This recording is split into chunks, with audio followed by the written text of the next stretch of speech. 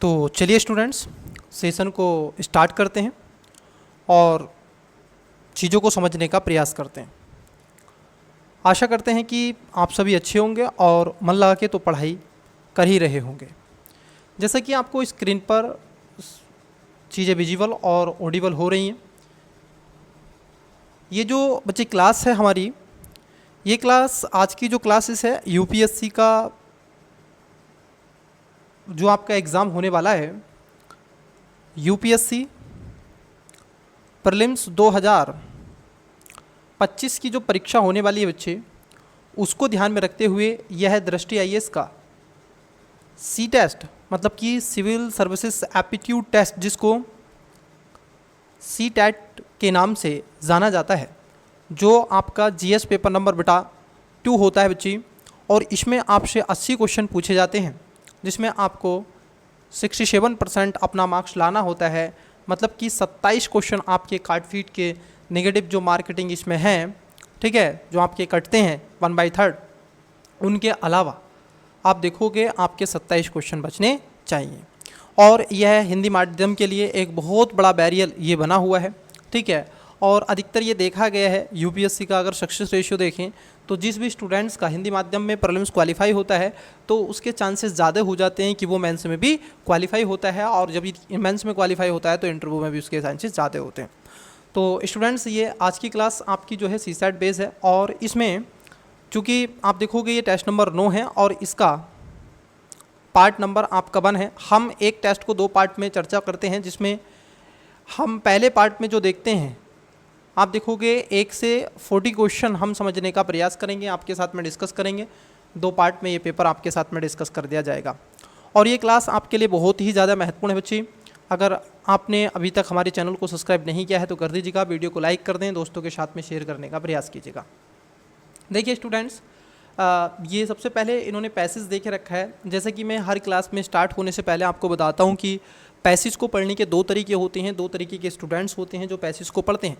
But मेरा कहने का तात्पर्य यह है बच्चे कि अगर आप भी इसका PDF पाना चाहते हैं तो डिस्कस में लिंक दे के रखा है, Telegram education buyer civil service के नाम की ID है, आप वहाँ से विजिट करके इस PDF को डाउनलोड कर सकते हैं। अब तक जितने भी टेस्ट हुए हैं प्यारे बच्चे, तो आपको वहीं पर सारी PDF प्रोवाइड करवाई गई हैं।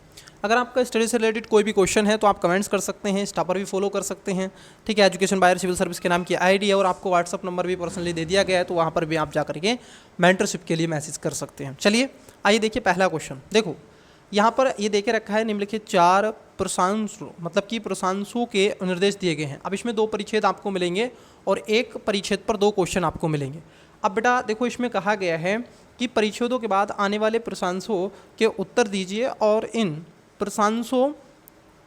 प्रश्नांशों के लिए आपके उत्तर के केवल परिच्छेद पर ही आधारित होने चाहिए। मतलब कि अब इसको बार बार आपको नहीं पढ़ना है, ठीक है। कहने का तात्पर्य यह है, इसको एक बार समझ लो कि जो आपके क्वेश्चन और आंसर होंगे, जो प्रश्न होंगे, वो परिच्छेद पर होंगे, ठीक है। आप अपनी नॉलेज को एक उसके सहयोग के रूप में ले सकते हैं, उसका कहीं कहीं आप किसी पैसेज में सहयोग के रूप में यूज कर सकते हैं, परंतु उस नॉलेज के बेस पर आप पैसेज का आंसर नहीं निकालेंगे। तो चलिए परिच्छेद पहला देखते हैं। देखो, परिच्छेद को पढ़ने से पहले 2 तरीके के स्टूडेंट्स होते हैं। कुछ स्टूडेंट्स होते हैं कि वह आप देखोगे क्या करते हैं कि पहले क्वेश्चन को पढ़ लेते हैं, फिर परिच्छेद पढ़ते हैं, ठीक है। मैं कहता हूँ बच्चे पहले परिच्छेद पढ़ें, और परिच्छेद को कैसे पढ़ना है वो चीज़ें भी मैं आपको सिखाऊंगा। खास तौर पर मैं एक क्लासेस ज़रूर बनाऊंगा आपके लिए, ताकि आप ये जो लास्ट के, ठीक है, आपके जो दिन बचेंगे, ये जो लास्ट का अब समय है, तो आप इस परिच्छेद पर कुछ चीज़ों को ध्यान में रखें। जैसे कुछ टर्मिनोलॉजी होते हैं, कुछ कीवर्ड होते हैं। जैसे बच्चे मैं आपको बता दूं, इसमें टेस्ट में तो बहुत कम ये काम करते हैं, ठीक है, कम मिलते हैं देखने, लेकिन यूपीएससी की जो पैसेज होते हैं वहाँ पर अधिकतर ये कीवर्ड देखने के लिए मिलते हैं। 2023 के पेपर को अगर छोड़ दें तो सामान्य रूप से इसको लगाया जा सकता है। देखो बच्चे, यहाँ पर ऐसे जो एक्सट्रीम वर्ड होते हैं आप उनकी बात कर सकते हैं। जैसे सभी, कुछ शब्द नोट डाउन कर लीजिएगा, सभी, केवल, हमेशा, ठीक है। अगर मान लीजिए पैसेज है आपका सकारात्मक पे, पैसेज है आपका सकारात्मक पे, और यदि उसने ऑप्शंस दे के रखा है आपका निगेटिव पर, तो ध्यान रखिएगा वो ऑप्शन आपका गलत होगा। जहाँ पर सभी होगा, केवल होगा, हमेशा होगा, ठीक है, कुछ ऐसे शब्द होते हैं बच्चे, ये कीवर्ड होते हैं जो ऑप्शंस में आपको मिलते हैं, ठीक है, और इनके एकमात्र होता है, एकमात्र होता है, ठीक है। ये शब्द भी कैसा है, एक्सट्रीम शब्द है कि एकमात्र यही है बस, तो इसको थोड़ा सा आपको ध्यान में रखना है। और आप इसको ध्यान में कैसे रखोगे, जब आप मल्टीपल टाइम पैसेज अपने करोगे। और देखिए ये समय है, अगर आप मान लीजिए कि आप चाहते हैं कि मैं पैसेज पर आधारित, मेरे को मैथ नहीं आता है और मैं पैसेज से यूपीएससी का प्रीलिम्स क्वालिफाई करना चाहता हूँ, तो बच्चे आपको क्या है, कुछ कीवर्डों पर आवश्यक रूप से फोकस करना होगा, ठीक है। चलिए, तो समय न गवाते हुए परिच्छेद की तरफ बढ़ते हैं और आपके साथ में चीज़ों को डिस्कस करने का प्रयास करते हैं, समझिएगा। चलिए देखिए, ये कह रहे हैं आपसे, नवशास्त्रीय आर्थिक सिद्धांत की रचना मूलतः उस तार्किक उपयोगितावादी व्यक्ति की अवधारणा पर आधारित है जिसे प्राय होमो इकोनॉमिक्स कहा जाता है। यह निर्माण पद्धतिगत शुद्धता और गणनात्मक पूर्वानुमेयता प्रदान करता है, तथापि यह वास्तविक आर्थिक व्यवहार को आकार देने वाली जटिल सामाजिक, सांस्कृतिक तथा संस्थागत ढांचों की उपेक्षा करता है। यहाँ पर क्या शब्द है, उपेक्षा करता है। ऐसे मॉडल मानव कर्तव्य की एकांगी व्यक्तिवादी अवधारणा को सार्वभौमिक बनाकर ऐतिहासिक संदर्भों में अंतर्वैयक्तिक मानदंडों तथा संस्थागत अंतर्निहितता की भूमिका को गौण कर देते हैं। क्या कर देते हैं, गौण कर देते हैं। जबकि वास्तव में यही तत्व आर्थिक प्राथमिकताओं और विकल्पों को न केवल सीमित करते हैं बल्कि उन्हें परिभाषित भी करते हैं। इस प्रकार यह मॉडल यह समझने में विफल रहता है कि आर्थिक निर्णय प्राय सामूहिक पहचानों के भीतर होने वाले संवादों का परिणाम होते हैं, न कि केवल एकाकी स्वार्थ सिद्ध गणनाओं की अभिव्यक्ति, ठीक है। क्या होते हैं, ये परिणाम होते हैं किसको, सामूहिक पहचान के भीतर होने वाले संवादों का परिणाम होते हैं, कौन, आर्थिक निर्णय, न कि किसके, केवल एकाकी स्वार्थ सिद्ध गणनाओं के, ठीक है। चलिए, अब यहाँ पर क्या आपसे पूछा है, परिच्छेद पे निष्कर्ष आपसे पूछा गया है, ठीक है, बताइएगा। देखिए पहला, देखो इसमें एलिमेंट मेथड भी यूज होता है, सारी चीज़ें यूज होंगी। होमो इकोनॉमिक्स की अवधारणा व्यक्ति के आर्थिक निर्णयों पर सामूहिक एवं संस्थागत प्रभावों की उपेक्षा करती है। ये बात इसने क्या है, कही गई है, ठीक है। वे आर्थिक सिद्धांत जो पद्धतिगत सरलता को आप देखोगे प्रायोगिक यथार्थ का प्राथमिकता देते हैं, वे वास्तविक नीति परिप्रेक्ष्य अप्रासंगिक होने का जोखिम उठाते हैं। हमें यहाँ से गलत निकालना है, ठीक है, हम गलत की तरफ बढ़ रहे हैं तो गलत यहाँ से निकालेंगे। नवशास्त्रीय अर्थशास्त्र अपने विश्लेषणात्मक ढांचे में सांस्कृतिक विविधता को केंद्र यह मानता है। किसको मानता है बच्चे, आप देखोगे सांस्कृतिक, ठीक है, सांस्कृतिक विविधता को केंद्र मानता है। अब मुझे बताओ कि संकेत के मामले में यहाँ पर क्या आपको बताया गया है कि जो नवशास्त्रीय अर्थशास्त्र है वो संस्कृति जो विविधता को आत्मसात नहीं बल्कि उसकी उपेक्षा करता है। क्या करता है, उपेक्षा करता है, ठीक है। ये कह रहे हैं केंद्र मानता है, किसको, सांस्कृतिक विविधता को, नहीं, इसकी तो क्या करता है, वो उपेक्षा करता है। अब जैसे ही ये उपेक्षा आपको समझ में आया तो नंबर 3 आपका गलत हो जाएगा। तो देखो, अब आंसर आपका सी नहीं है और बी नहीं है, आंसर या तो डी है या फिर ए। आर्थिक निर्णय निर्धारण मुख्यतः प्रत्येक, देखो ये शब्द है, प्रत्येक संदर्भ में व्यक्तियों को पूर्णतः स्वतः स्फूर्त तार्किक स्वतः द्वारा संचालित होता है। पूर्णतः, ये सब क्या है, एक्सट्रीम वर्ड है बच्चे, तो आप देखोगे ये भी गलत है। अब ऐसे आपका 4 गलत हुआ तो आंसर आपका मिल गया ऑप्शन नंबर ए, ठीक है।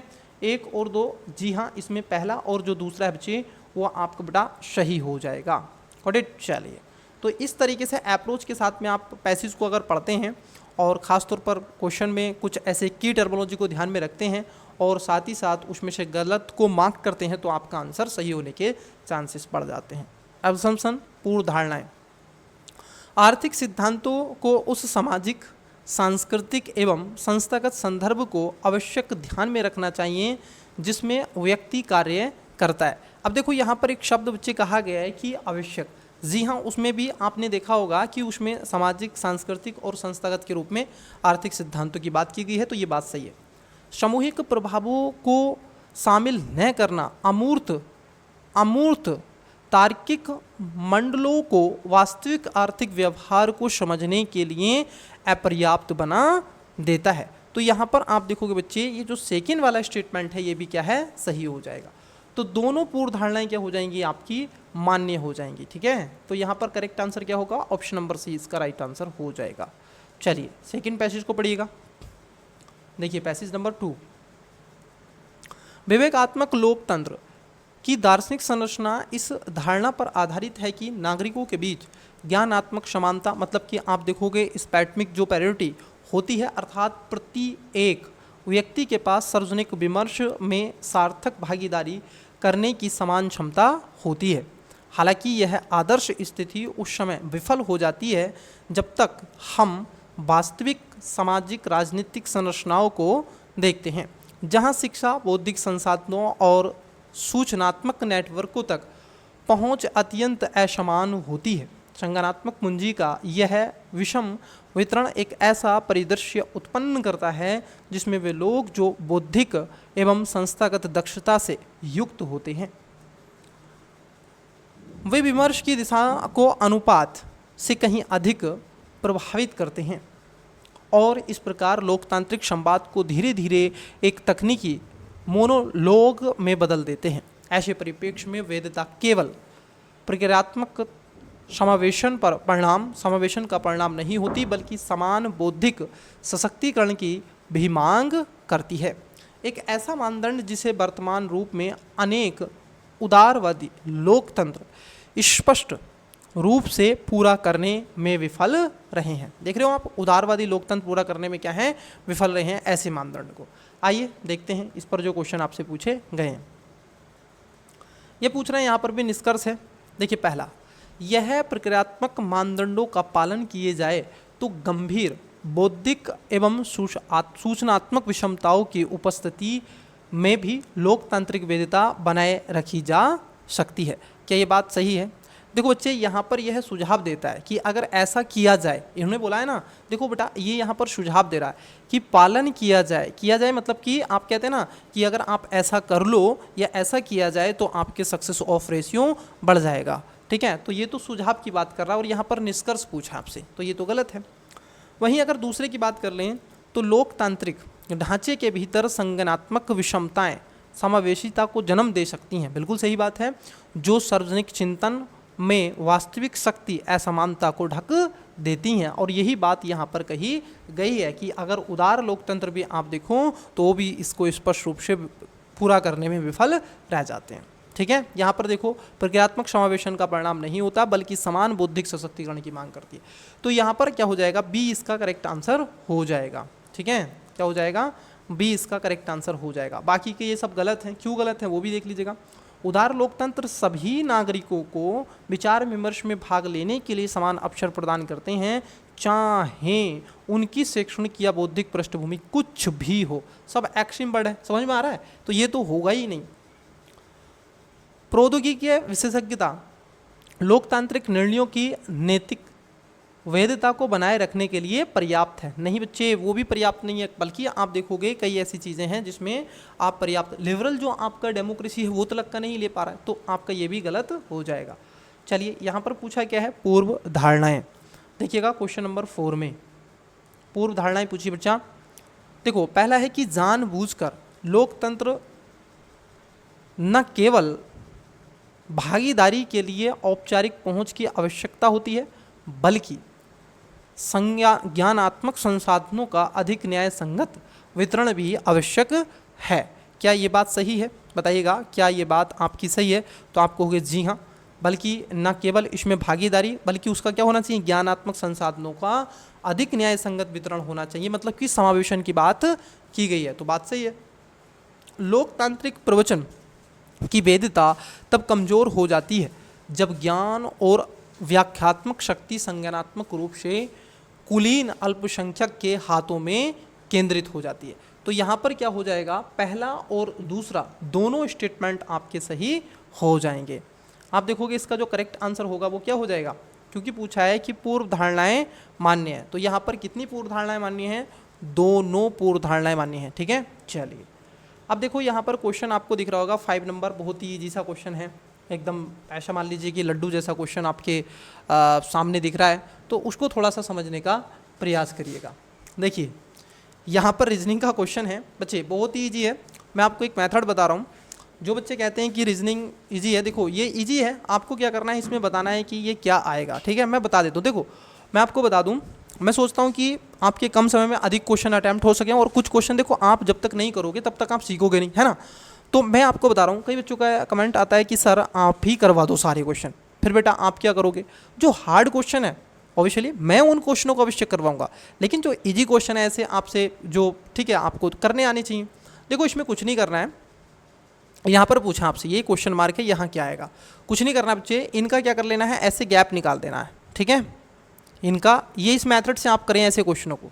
ठीक है, फिर उसमें उसका गैप निकालें। इस मेथड से मैं बता रहा हूँ आपको, इस मेथड से आप करें, फिर इनका गैप निकालें, फिर इसका गैप निकालें, और जहाँ पर ये समान आ जाए फिर ये जो आपका बन रहा है ये वाला गैप जो बनेगा इसको आप क्या करें, सबको जोड़ दें, और जो जोड़कर कोई एक संख्या आएगी वही संख्या क्या हो जाएगी, इसका मान हो जाएगी। ठीक है, तो इस तरीके से आप इसको करें। ठीक है, चलिए तो इसका गैप निकाल के आप इसका आंसर कर दीजिएगा। ये तो इजी क्वेश्चन है, मैंने आपको बता दिया है। तो 5 नंबर का आपको क्या करना है, कमेंट्स में करेक्ट आंसर देना है। ठीक है, तो चलिएगा, तो इसका राइट आंसर जो आएगा ठीक है वो आपको कमेंट्स में देना है। चलिए देखते हैं नेक्स्ट क्वेश्चन। हाँ देखो ये क्वेश्चन मैं समझाऊंगा आपको आवश्यक रूप से। 6 नंबर है कि नीचे दिए गए 2 प्रश्न हैं। ठीक है, आपको बताना है कि उनको पढ़ के इसका करेक्ट आंसर दे। देखो अब देखो पहला स्टेटमेंट देखो, कथन क्या है, ये कह रहे हैं 2 अंकों की संख्या है के, कितनी है, 2 अंकों की संख्या है के, हमें नहीं पता कौन सी है। अंकों के अंतर का कितना मतलब कि आप देखोगे अंकों के अंतर का 750% कितना है, अब ये आपको बताना है। तो कितना है, देखो पहला स्टेटमेंट से अगर हम पढ़ें, पहले से देख रहे हैं, इसमें एक एक करके देखते हैं। तो पहले से देख रहे हैं कि मूल संख्या और उसके अंकों को उलटने से बनी संख्या के बीच का अंतर 27 है। कितना है, 27 है। मुझे आप बताओ बच्चे, अगर मैं आपसे पूछूं, मान लीजिए अगर मैं आपसे पूछूं कि एक संख्या, अब हमें नहीं पता कौन सी है, 2 अंकों की संख्या, तो मैं क्या करता हूं, 2 अंकों की संख्या मैं कहूं आपसे, मान लीजिए मैं आपसे कहूं कि जो वो संख्या है या जो वो नंबर है, अगर आप उसको देखें तो नंबर क्या है, वो नंबर मैं कहूँगा कि 10a प्लस, सॉरी मैं कहूँगा आपसे कि वो जो नंबर है, वो जो 2 अंकों की संख्या है, मैं कहूँगा आपसे, पहला स्टेटमेंट लिख कर रहे हैं 10a plus b minus 10b plus a, और बराबर कितना है अंतर इसका, 27, यही है। अब जब आप इसको करोगे तो ये घट जाएगा, तो ये हो जाएगा 9a minus b, 9a minus 9b बराबर 27। यहाँ तक कोई दिक्कत किसी भी स्टूडेंट्स को, कोई भी आप देखोगे कोई प्रॉब्लम बताइएगा, कोई दिक्कत कोई समस्या यहाँ तक तो नहीं आनी चाहिए। ठीक है, यहाँ तक तो नहीं आनी चाहिए।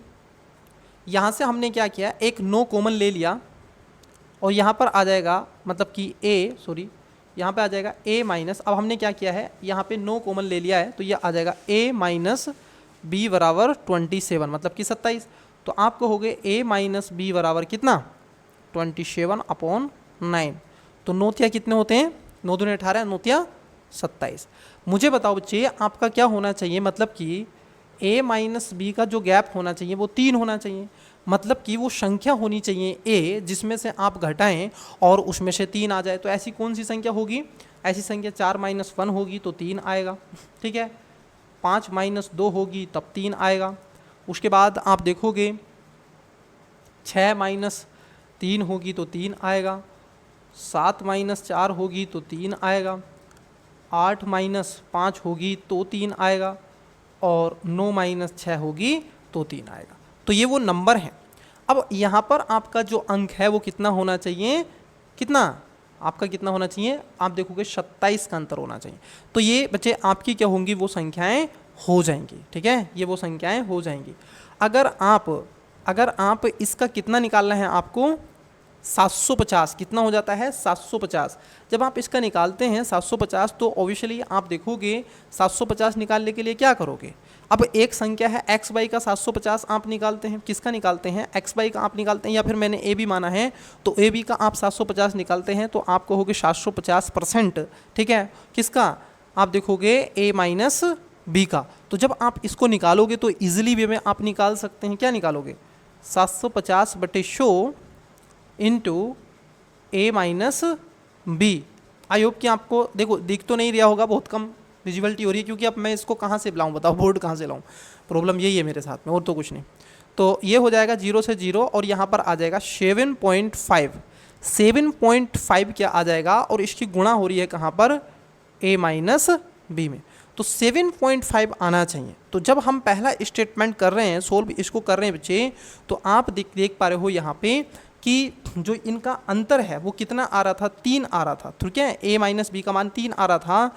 तो 7.5 इंटू 3, क्योंकि हमारे पास में इसका मान हैगा, तो 3 पंजे 15 का, ठीक है, 5 और एक कैरी का, 3 सत्ते 21 और एक कितना हो गया 22, तो 22 दशमलव कितना हो गया आपका 5 हो गया।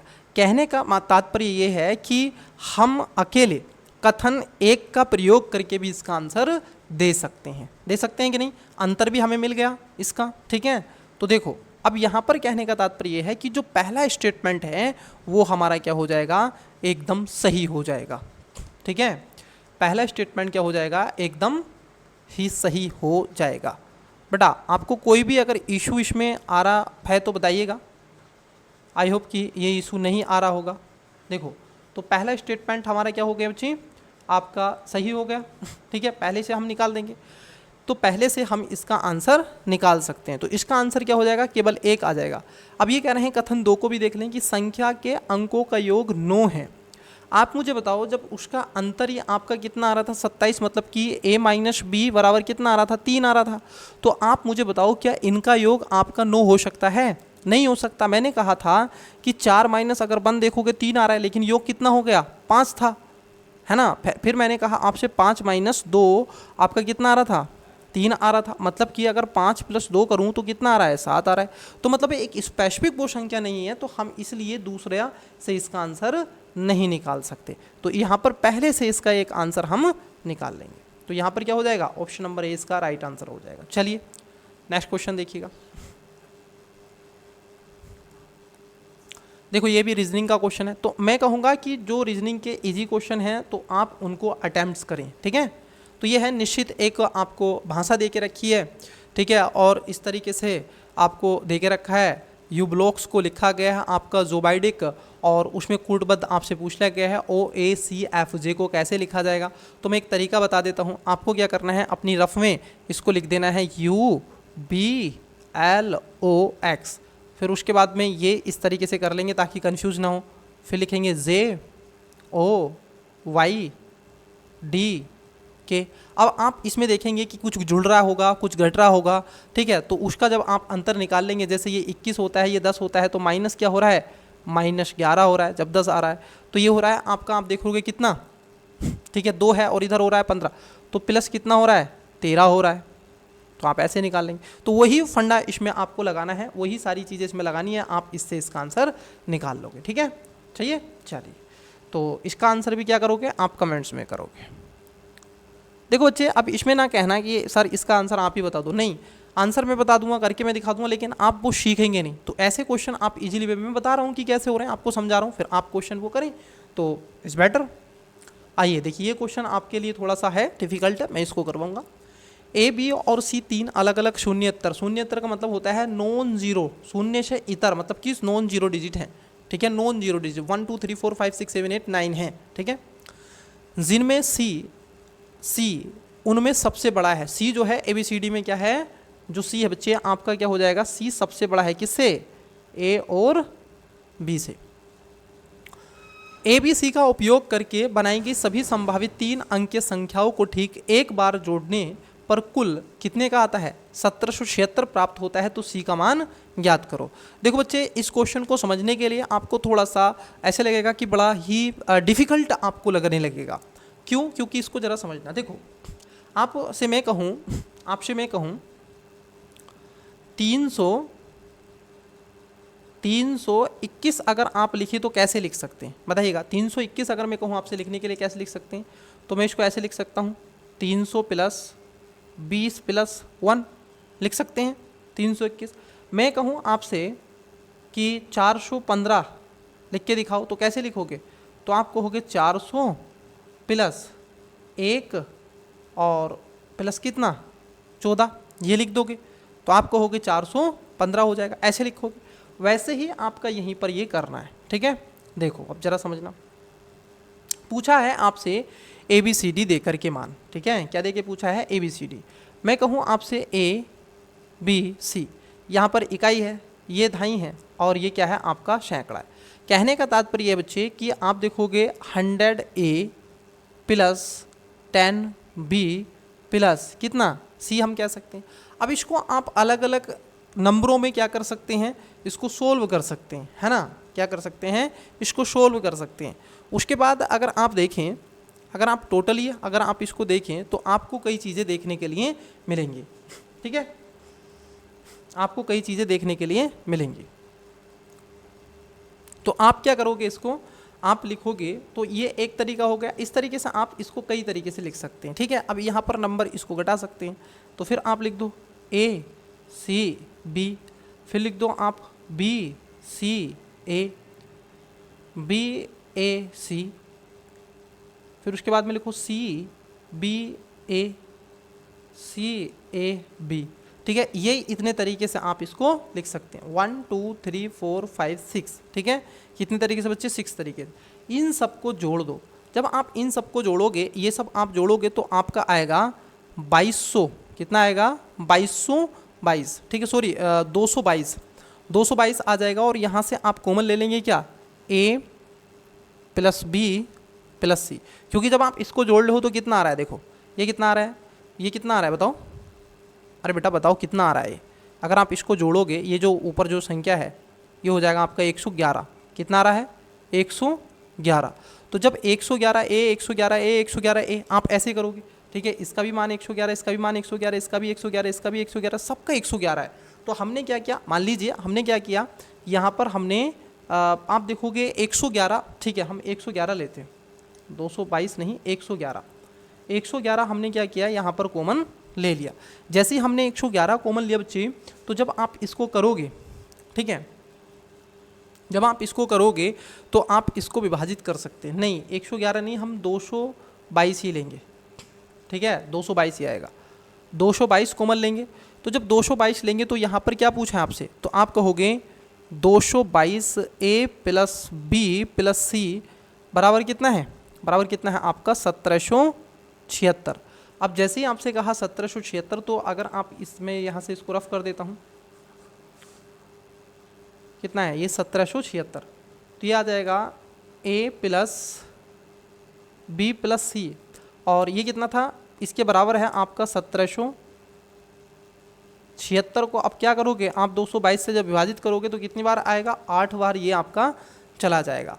कहने का तात्पर्य ये है बच्चे कि अगर आप इस चीज़ को थोड़ा बहुत भी समझें तो A प्लस बी, और आप देखो कि C का मान क्या हो जाएगा, A plus B plus C का मान कितना हो जाएगा, 8 हो जाएगा, है कि नहीं। अगर मैं कहूँ आपसे कि नॉन जीरो डिजिट, इन्होंने कहा क्या कहा आपसे, नॉन जीरो डिजिट आपसे इन्होंने कहा, किसका मान, मान लो कि A और B का मान, भाई A प्लस B का मान 0 तो होगा नहीं, तो क्या हो सकता है, 1 हो सकता है, इसका 2 हो सकता है, मान लेते हैं। तो ये कितना हो गया, 3 हो गया। मतलब कि आप देखोगे A plus B plus C बराबर कितना आया था, 8 आया था। मैं आपसे कहूँ कि A प्लस बी बराबर C, अब इसमें से हमारे पास में AB का मान है कितना, 5, सॉरी 1 प्लस 2, तो कितना आ गया 3। तो मैं कहूँ आपसे टोटल था 8 ABC, और उसमें से हम घटा दें किसका, AB का मान, तो AB का मान कितना है 3, तो कितना बचेगा 5। तो 5 जो बचा है ये C का मान बचा है, तो पूछा क्या है, C का मान क्या है, तो ऑप्शन नंबर A इसका करेक्ट आंसर हो जाएगा। चलिए नेक्स्ट क्वेश्चन लेते हैं,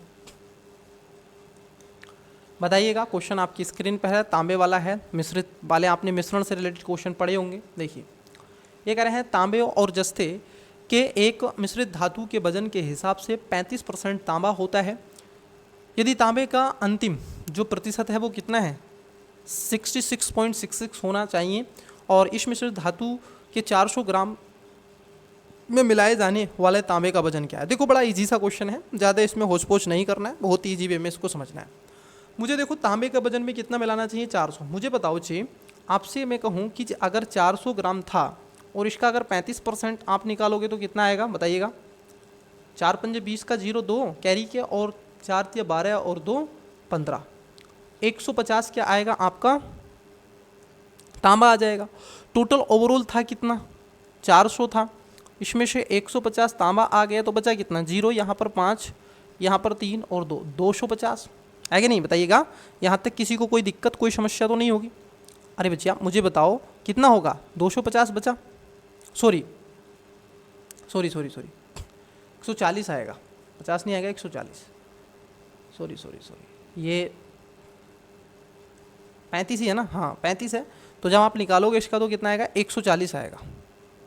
2 0 से 2 0, 4 पंजे 20, फिर 4 तिया 12 और 2 14, ठीक है। तो कितना आएगा 140। टोटल था कितना 400 माइनस 140, तो कितना बचा 260।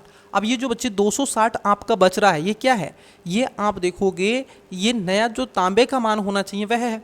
तो इसमें 260 में अब देखो टोटल था कितना आपका, कितना बन रहा था 66.66 बन रहा था। तो मुझे बताओ जो जस्ता बचा वो कितना बचा था, क्योंकि ये जो निकाला हमने 260 जस्ते का निकला है और तांबे का है हमारे 140। तो जस्ता यहाँ पर अब देखो जो तांबा हमारे पास में 66.6 है तो बचा कितना 33.33 बचा होगा। गॉट इट, यहाँ तक किसी को कोई दिक्कत नहीं होगी।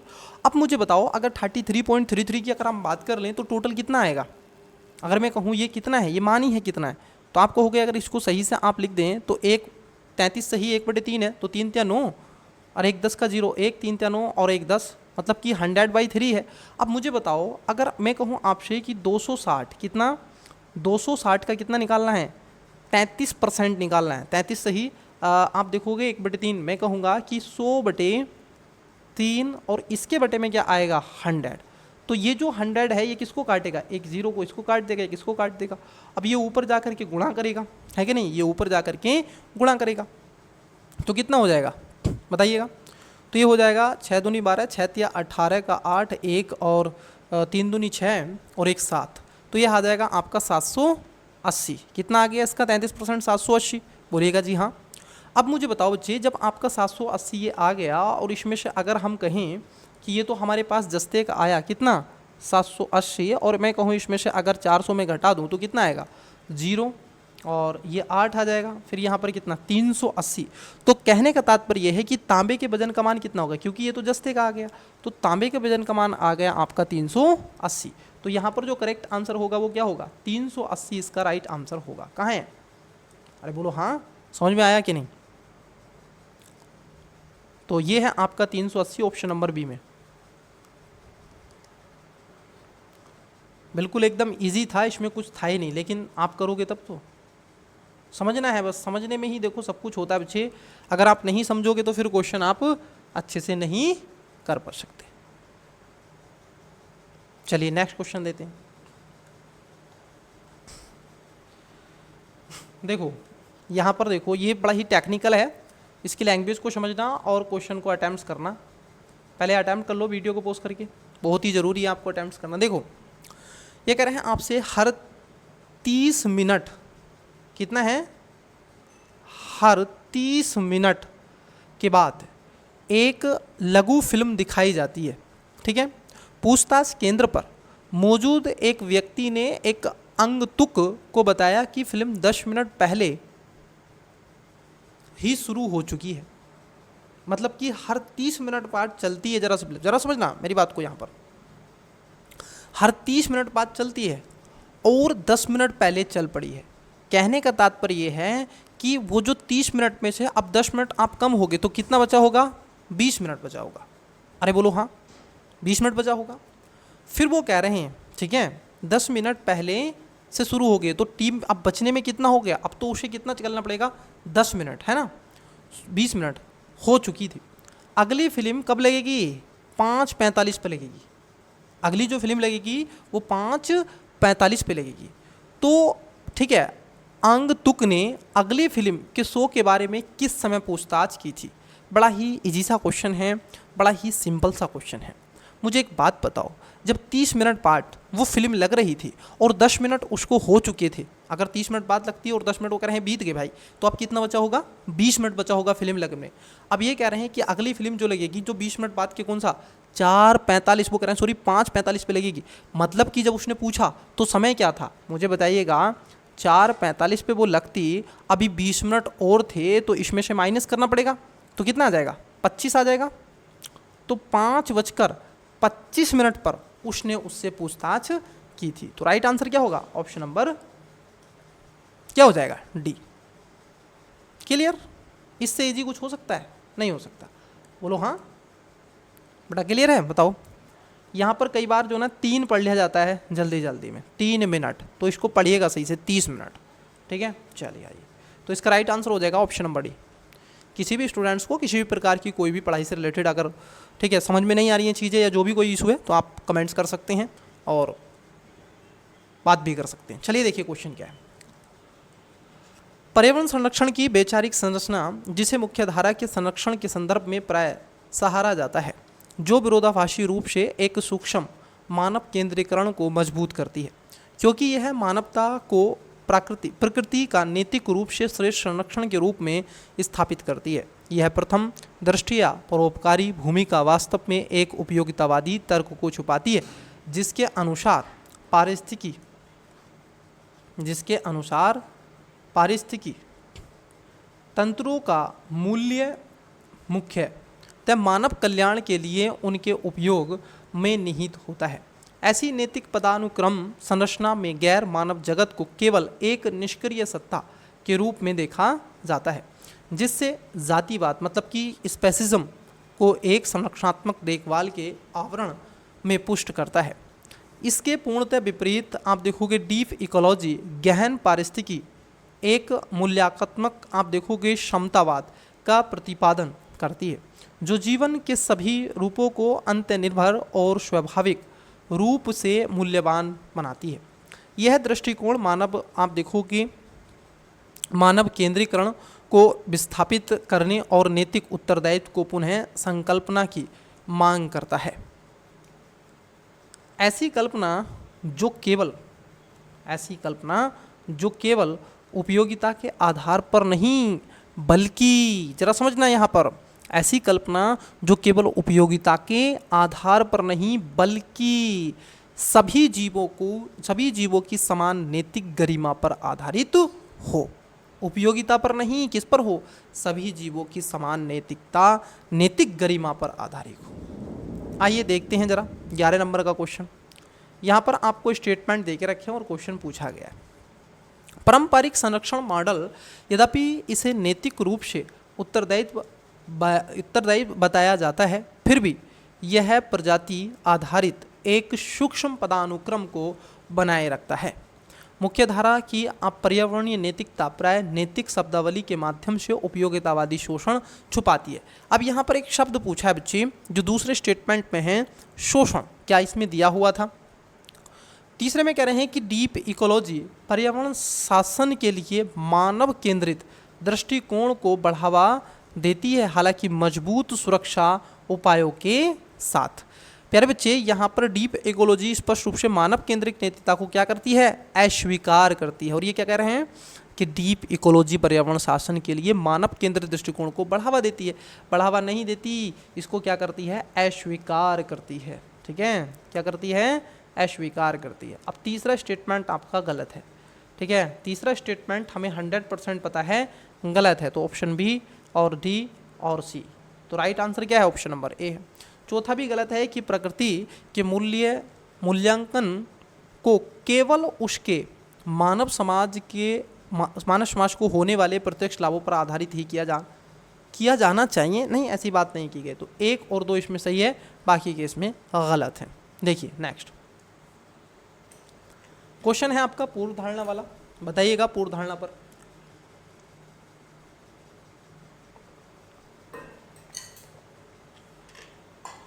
देखो, वे नैतिक ढांचे जो मानव हितों को सर्वोपरि मानते हैं, वे न्याय संगत पारिस्थितिकी प्रतिमान के विकास में बाधा बन सकते हैं। बिल्कुल सही बात है, वो विकास में तो बाधा बन सकते हैं। सभी जीवों के अंतर्निहित मूल्यों को स्वीकार करना पर्यावरण नैतिकता के मानव केंद्रीय पूर्वाग्रहों को पार करने के लिए अनिवार्य है। तो यहाँ पर जो बेटा दूसरा जो स्टेटमेंट है वो भी आपका क्या हो जाएगा, क्योंकि डीप इकोलॉजी का आकार यह सिद्ध कर देता है कि सभी प्रजातियों का अंतर्निहित मूल्य होता है। तो यहाँ पर पहला और दूसरा दोनों बातें सही हैं, तो इसका राइट आंसर क्या होगा? तो बच्चे इसका करेक्ट आंसर होगा बेटा ऑप्शन नंबर सी। दोनों बातें यहाँ पर जो अजम्पशंस हैं, जो पूर्व धारणा है, वो निकलती हैं। आइए नेक्स्ट क्वेश्चन देखिएगा। दुर्बलता अभाव मतलब कि इसको बोलते हैं दुर्लभता या अभाव का सिद्धांत, जिसको एक्सिम ऑफ सिक्योरिटी लंबे समय से आर्थिक चिंतन की मूल आधारशिला के रूप में कार्य करता रहा है, जिसके अनुसार सीमित संसाधन सदैव असीमित मानवीय इच्छाओं के साथ संघर्ष की स्थिति में रहते हैं। लिमिटेड रिसोर्स हैं, परंतु मानव की जो इच्छाएं हैं वो आप देखोगे असीमित हैं, उनकी कोई लिमिट ही नहीं है, और उसमें क्या है, संघर्ष होता है। हालांकि यह दृष्टिकोण व्याख्यात्मक सत्य होने के बजाय एक राजनीतिक रूप से आरोपित ज्ञान प्रणाली के रूप में समझा जा सकता है, जो असमानता को स्वाभाविक बनाता है और वैकल्पिक समृद्धि तथा पुनर्वितरण के प्रतिमानों को अवैध ठहराता है। इस दृष्टिकोण में कमी केवल एक भौतिक स्थिति नहीं बल्कि एक प्रशासनिक तकनीकी है। मतलब कि अगर इसमें आप देखोगे केवल भौतिक स्थिति की नहीं, कमी जो है वो किसकी है, प्रशासनिक तकनीकी है। एक ऐसा व्याख्यात्मक उपकरण जो उपभोग को नियंत्रित करने, निजीकरण को उचित ठहराने और वस्तुओं के आवंटन में सत्ता की भूमिका को स्पष्ट करने के लिए प्रयुक्त होता है। इस अवधारणा के माध्यम से आर्थिक रूढ़िवाद इकोनॉमी ऑर्थोडॉक्स जिसको आर्थिक रूढ़िवाद सामाजिक राजनीतिक संघर्षों को यथाकथित वस्तुनिष्ठ नियमों में बदल देता है। इस प्रकार आलोचना को निष्क्रिय करता है और कृत्रिम प्रतिबंधों पर आधारित एवं वैधता प्राप्त माननीय व्यवस्था को मजबूत करता है। तो किसको मजबूत करता है? आलोचकों का निष्कर्ष करता है और कृत्रिम प्रतिबंधों पर आधारित एक वैधता प्राप्त माननीय व्यवस्था को मजबूत करता है। आइए देखते हैं पूछा गया आपसे। यहाँ पर निष्कर्ष पूछा गया, विवेकपूर्ण निष्कर्ष। पहला है कि अभाव की अवधारणा संसाधनों के वितरण पर पदानुक्रम में नियंत्रण को वैध ठहराने के उपकरण के रूप में कार्य कर सकती है। तो ये बात क्या हो जाएगी, बिल्कुल वो कार्य कर सकती है, ये तो सही है। उसके बाद आपसे अगर हम देखें, दूसरा है परंपरागत आर्थिक सिद्धांत कमी का उपयोग उन राजनीतिक और नैतिक निर्णयों को छुपाने के लिए करते हैं जो बाजार में संसाधनों के आवंटन से जुड़े होते हैं। अभाव का सिद्धांत न्याय संगत आर्थिक नीतियां बनाने के लिए अनिवार्य है, इसे बनाए रखना आवश्यक है। अब देखो यहाँ पर क्योंकि जो परिच्छेद है उसमें बच्चे संरक्षण का समर्थन नहीं करता है बल्कि इसकी आलोचना करता है, और ये कह रहे हैं आवश्यक है। ठीक है, अनिवार्य है, बनाए रखना आवश्यक है। जो यहाँ पर क्या है, अभाव का सिद्धांत की न्याय संगत आर्थिक नीतियों का संरक्षण नहीं करता है, तो तीसरा स्टेटमेंट गलत है। अब बच्चे आपका जब तीसरा स्टेटमेंट गलत है तो आइए देखते हैं ऑप्शंस की तरफ। तो बी नहीं है, डी नहीं है और सी नहीं है, तो करेक्ट आंसर क्या, ऑप्शन नंबर ए है। चौथा क्यों नहीं है, देखो आर्थिक प्रणाली की सीमाओं के स्वाभाविक नियमों को दर्शाती है जिन्हें नीति या विचारधारा के माध्यम से बदला नहीं जा सकता। वहाँ पर पॉजिटिव बात को कर रहे हैं, यहाँ पर नेगेटिव बदला नहीं जा सकता, ये इसको स्वीकार ही नहीं करता है क्योंकि अभाव एक प्राकृतिक के अपरिवर्तनीय कानून है और ये कह रहे हैं बदला नहीं। तो ये जो चौथा स्टेटमेंट है गलत है, बाकी के आपके पहले दोनों सही हैं। चलिए देखिए नेक्स्ट पैसेज है क्या, अच्छा पूर्व धारणा है, अजम्पशन। अभाव की अवधारणा ऐसे वैकल्पिक आर्थिक मॉडलों को ओझल कर सकती है जो समृद्धि और पुनर्वितरण को प्राथमिकता देते हैं। तो बात क्या है, बिल्कुल एकदम सही है। जो प्राय वस्तुनिष्ठ आर्थिक नियम के रूप में प्रस्तुत किया जाता है वह वास्तव में औपचारिक और राजनीतिक विकल्पों का प्रतिबिंब होता है। पूछा गया है उपयुक्त में से कौन सी या सी पूर्व धारणा या धारणाएं मान्य हैं या हैं। तो इसमें दोनों हैं बेटा, यहाँ पर पहला भी सही है और दूसरा भी सही है, तो दोनों बातें आपकी सही हो जाएंगी, तो इसका करेक्ट आंसर सी हो जाएगा। अब देखो बच्चे यहाँ पर भी आपको बड़ा इजी सा क्वेश्चन दे के रखा है, बताओ ऐसा क्वेश्चन मुझे करवाने की जरूरत है आपको, आप कर देंगे आसानी से। देखो इसमें क्या करना है, मैं आपको समझा देता हूँ, समझाना मेरा धर्म है। ठीक है, एक टीचर का कर्तव्य होता है, उसका एक धर्म होता है, जितना इजी भाषा में, जितना इजी वे में स्टूडेंट्स को बता सकें और अच्छे से उसकी भाषा में उसको समझा सके, तो वो टीचर होता है। कोई साधारण आप देखोगे हार्ड सब्जेक्ट है, हार्ड ऐसा टॉपिक्स है और उसको बहुत ही ईजी भाषा में समझा सके तो वो टीचर है, ठीक है। और टीचर का उद्देश्य क्या होता है, मतलब कि आपको सरल आपकी भाषा में चीज़ें समझा देना और आपको रियलाइज़ करवा देना कि हाँ वास्तव में है। देखो बेटा, तो इसमें जो 15 नंबर का क्वेश्चन है आपका 15 का, यहाँ पर लिखा पड़ा है ZARCLGHM और फिर क्वेश्चन मार्क, यहाँ पर क्या आएगा, दैट्स इट। देखो बेटा होता क्या है, यहाँ पर देखो 1 है और ये 3 है, मतलब कि कितना जुड़ रहा है इसमें, +2 हो रहा है। फिर उसके बाद में आप देखोगे, आपको कोड तो याद ही होंगे, 1 2 3 से मतलब कि ABCD से 6 तक आप जाते हैं, ठीक है, तो कोड तो आपको याद है, उसकी ज़रूरत ही नहीं है। तो 1 और C कितने हैं, मतलब कि 1 है और ये 3 है तो 2 जुड़ रहा है। फिर उसके बाद में देखो बेटा यहाँ पर कितना बचाओ, ये 7 है और ये 3 है तो कितना जुड़ा होगा, 4 और 3 7 जुड़ा होगा, मतलब कि यहाँ पर ये 3 है और ये 7 है तो कितना जुड़ा होगा, 4 जुड़ा होगा, 4 और 3 7 होते हैं। अब उसके बाद देखो ये 7 है और ये यहाँ पर 13 हो गया तो कितना जुड़ रहा होगा, बताओ बेटा कितना जुड़ा होगा, 6 जुड़ रहा होगा क्या, क्योंकि ये 7 है और अगर 7 में 6 जोड़ देंगे तो कितना हो जाएगा, 13 हो जाएगा, ठीक है। 6 दूनी 12 और 7 दूनी 14 तो 13। अब यहाँ पर क्या होना चाहिए बच्चे, यहाँ पर जो होना चाहिए शब्द वो कितना होना चाहिए, यहाँ पर देखो 2 जुड़ रहा है, फिर 4 जुड़ रहा है, इससे दुगना मतलब कि 2 का अधिक, फिर यहीं पर भी 2 का अंतर, देख पा रहे हो कि यहाँ पे 2 का अंतर, यहाँ पे 2 का अंतर, तो यहाँ पे जो आएगा वो 2 का अंतर आना चाहिए, मतलब कि 8। और 8 का आप बताओ क्या होता है, M में क्या करना है, 13 में आपको 8 जोड़ देना है, कितना होता है 8 और 3 बोलो बच्चों 21 होता है। 13 और 8 कितने होते हैं 21, और 21 का कोड क्या होता है प्यारे बच्चे, आप देखोगे U होता है। तो U होता है तो देखो आप आसानी से इसका आंसर निकाल सकते हैं। अब मुझे बताओ आपने U निकाल लिया, कोई दिक्कत तो नहीं ना, U निकाल लिया तो A नहीं है और C नहीं है। अब या तो आपका D होगा या फिर F होगा, ये भी इजी है। Z से कितना कम हो गया मुझे बताओ, Z होता है 26 पे और ये होता है 18 पे, बताओ बेटा कितना कम हुआ, बोलो अरे बोलो 26 कितना हो गया 8, ये होता है 18 पे और ये होता है 12 पे, कितना हो गया 6, ये होता है आपका 6 पे और ये होता है 8 पे, कितना कम हो गया 4। अब इसमें कितना कम कर दें तो आप देखोगे 2, तो यहाँ पर क्या आ जाएगा F, तो FU इसका करेक्ट आंसर क्या होगा B। मुझे क्वेश्चन नहीं करवाना था बट आपको समझाना था, लेकिन क्वेश्चन कर दिए, तो ईजी है, कोई इसमें हार्ड तो ऐसा नहीं था। तो बच्चे आपको भी इसी तरीके से क्या है ये क्वेश्चन करने हैं। चलिए नेक्स्ट क्वेश्चन देखते हैं, 16 नंबर का क्वेश्चन। आप करोगे या मैं कर दूँ बताओ, अरे बोलो हाँ, कुछ तो बोलो भाई। देखो जब तक आप कुछ नहीं बोलोगे तब तक चीज़ें कैसे होंगी बताओ।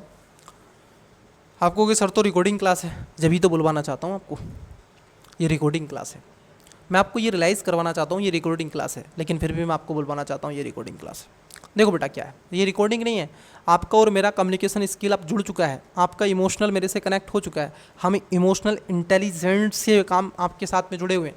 मुझे सब पता है, आप पेन पेंसिल लेकर के नहीं बैठे और बैठ के ऐसे कमेंट्स भी कर दो, वीडियो को अगर अच्छी पसंद आ रही है चीज़ें, सारी चीज़ें आपको इजीली वे में आपकी भाषा में आपको समझाने में अगर हम सक्षम हैं तो लाइक भी करें, ठीक है। सेशन को हो सके तो दोस्तों के साथ में भी थोड़ा शेयर कर दो यार। चलो आओ देखो 16 नंबर का क्वेश्चन है, यहाँ पर कह रहे हैं कि 20 की जो पावर है वो कितनी है 10 12 है, और 1010 की जो पावर है वो कितनी है 12 है, को 9 से विभाजित करने पर आपसे रिमाइंडर पूछा है कि नहीं, रिमाइंडर पूछा है, ईजी सा सवाल है, यूपीएससी बताओ रिमाइंडर पूछ रहा है, क्लास आपसे 5 की 10 की बात है पूछ रहा है ना। आओ देखो यहाँ पर देखो बच्चे, अगर मैं कहूँ इसको भी 9 से विभाजित कर दें और इसको भी 9 से विभाजित कर दें तो कितना आएगा, तो अगर आप 9 दूनी 18 तो यहाँ पर 2 आएगा प्लस, और यदि आप इसको भी करेंगे तो 9 का ना 9 कितना हो गया 11, और ये हो जाएगा 9 का ना 2 2 बचेगा 11 और 2 9, तो यहाँ पर हो जाएगा 18, ये भी हो जाएगा 2, ठीक है। तो आप यहाँ पर मुझे बताइएगा 2 की पावर कितनी, 2 की पावर कितनी है 10 12 है, और यहाँ पर भी 2 की पावर कितनी है 12 है। यहाँ तक किसी भी स्टूडेंट्स को कोई समस्या, कोई दुख दर्द, कोई दिक्कत, चलिए नहीं है।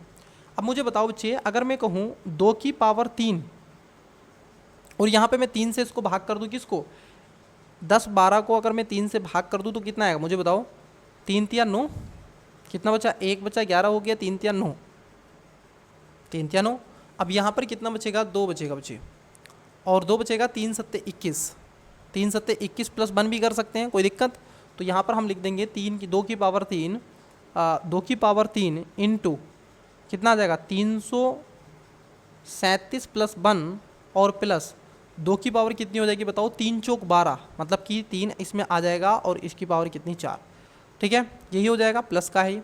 तो ये यहाँ पर हो जाएगा, ये हो जाएगा 3, ये हो जाएगा आपका 8। अब देखो 8 की पावर अगर आप देखोगे कितना हो जाएगा, तो ये हो जाएगा आपका ये हो जाएगा आपका कितना 337 और 337 इंटू 2 प्लस कितना हो जाएगा, ये भी आपका 2 की पावर 8 है, तो 2 की पावर 3 है तो 8 हो जाएगा, और इसकी पावर 4।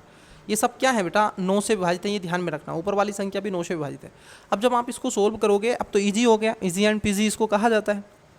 अरे बोलो हाँ, इजी एंड पीजी इसको कहा जाता है। अगर मैं कहूँ आपसे कि ये जो नंबर आपको देख रखा है कि 337, 4 अट्ठे 32, कितना आएगा देखो, 4 अट्ठे 32, 1 बचा 17, 4 चौक 16, कितना बचा, अरे बोलो हाँ 1 बचा, तो 1 का तो कुछ भी कर लो 1 ही आएगा।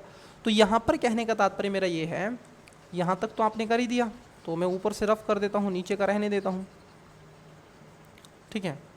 मेरा कहने का तात्पर्य बच्चे ये है कि यदि आप इसको भाग करोगे 8 को तो कितना आ जाएगा, माइनस का 1 आ जाएगा। अरे बोलो हाँ, माइनस का 1 आ जाएगा, इंटू 2 से गुणा हो रही है प्लस। अब 8 को भी यहाँ पे करोगे तो क्या आएगा, यहाँ पर भी माइनस का 1 आ जाएगा और इसकी पावर 4 आ जाएगी, यही तो आपका है, और बटे 9। अब मुझे बताओ अगर मैं इसको सोल्व करूँगा तो क्या आ जाएगा। देखो 1 की पावर कुछ भी हो तो वो 1 ही रहेगा, ठीक है, 1 की पावर कुछ भी हो तो वो क्या रहेगा बच्चे, 1 ही रहेगा। तो यहाँ पर मुझे बताओ, अब 2, ये क्या कर रहा है यहाँ पे देखो, 1 की पावर यहाँ पर 4 है तो ये 1 ही रहेगा, तो बाहर निकाल लेते हैं। 1 इंटू 2, ये माइनस का है प्लस, और ये भी क्या हो जाएगा, माइनस का है, इसकी पावर कुछ भी हो तो ये तो माइनस का ही रहेगा 1। तो ये हो जाएगा इसका माइनस का 2 और प्लस का 1, तो क्या आ जाएगा। अब ये जो आपका माइनस और प्लस माइनस हो जाएगा, तो कहने का तात्पर्य ये बच्चे यहाँ पर ये है, तो यहाँ पर माइनस का 1 आ जाएगा, क्योंकि जब आप माइनस का 2 प्लस के 1 में से आप घटाओगे तो कितना आएगा, माइनस का 1 आ जाएगा। तो इसका आंसर क्या हो जाएगा, ऑप्शन नंबर डी हो जाएगा। अरे बोलो हाँ, समझ में आया कि नहीं, इजी था। चलिए इजी था तो आइए नेक्स्ट क्वेश्चन की तरफ बढ़ते हैं। नेक्स्ट क्वेश्चन देखते हैं, ये और भी इजी हो जाएगा आपके लिए। इसके बाद आपका जो 10वें नंबर का सीसैट का टेस्ट होगा वो आपको PDF फॉर्मेट में प्रोवाइड करवाया जाएगा, उसकी क्लास हम नहीं करेंगे।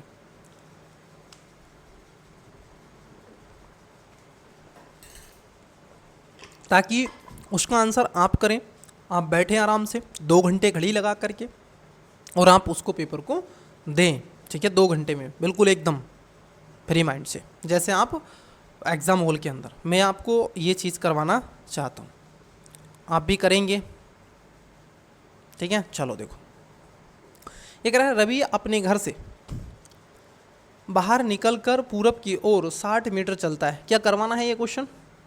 अरे बोलो हाँ, करवा देते हैं। चलो, नहीं तो कहोगे सर तुम तो करवा ही नहीं रहे, सब हमसे ही करवा रहे हो। नहीं बेटा, हम ही करेंगे। रवि अपने घर से निकलकर पूरब की ओर 60 मीटर चलता है, किधर चल रहा है, पूरब की तरफ चलता है। आपको डायरेक्शन तो मालूम होगा, नॉर्थ साउथ और ईस्ट वेस्ट। यूपीएससी एक क्वेश्चन आपसे डायरेक्शन पर पूछता है, ठीक है, लेकिन उसने कुछ चीज़ें बदल दी हैं।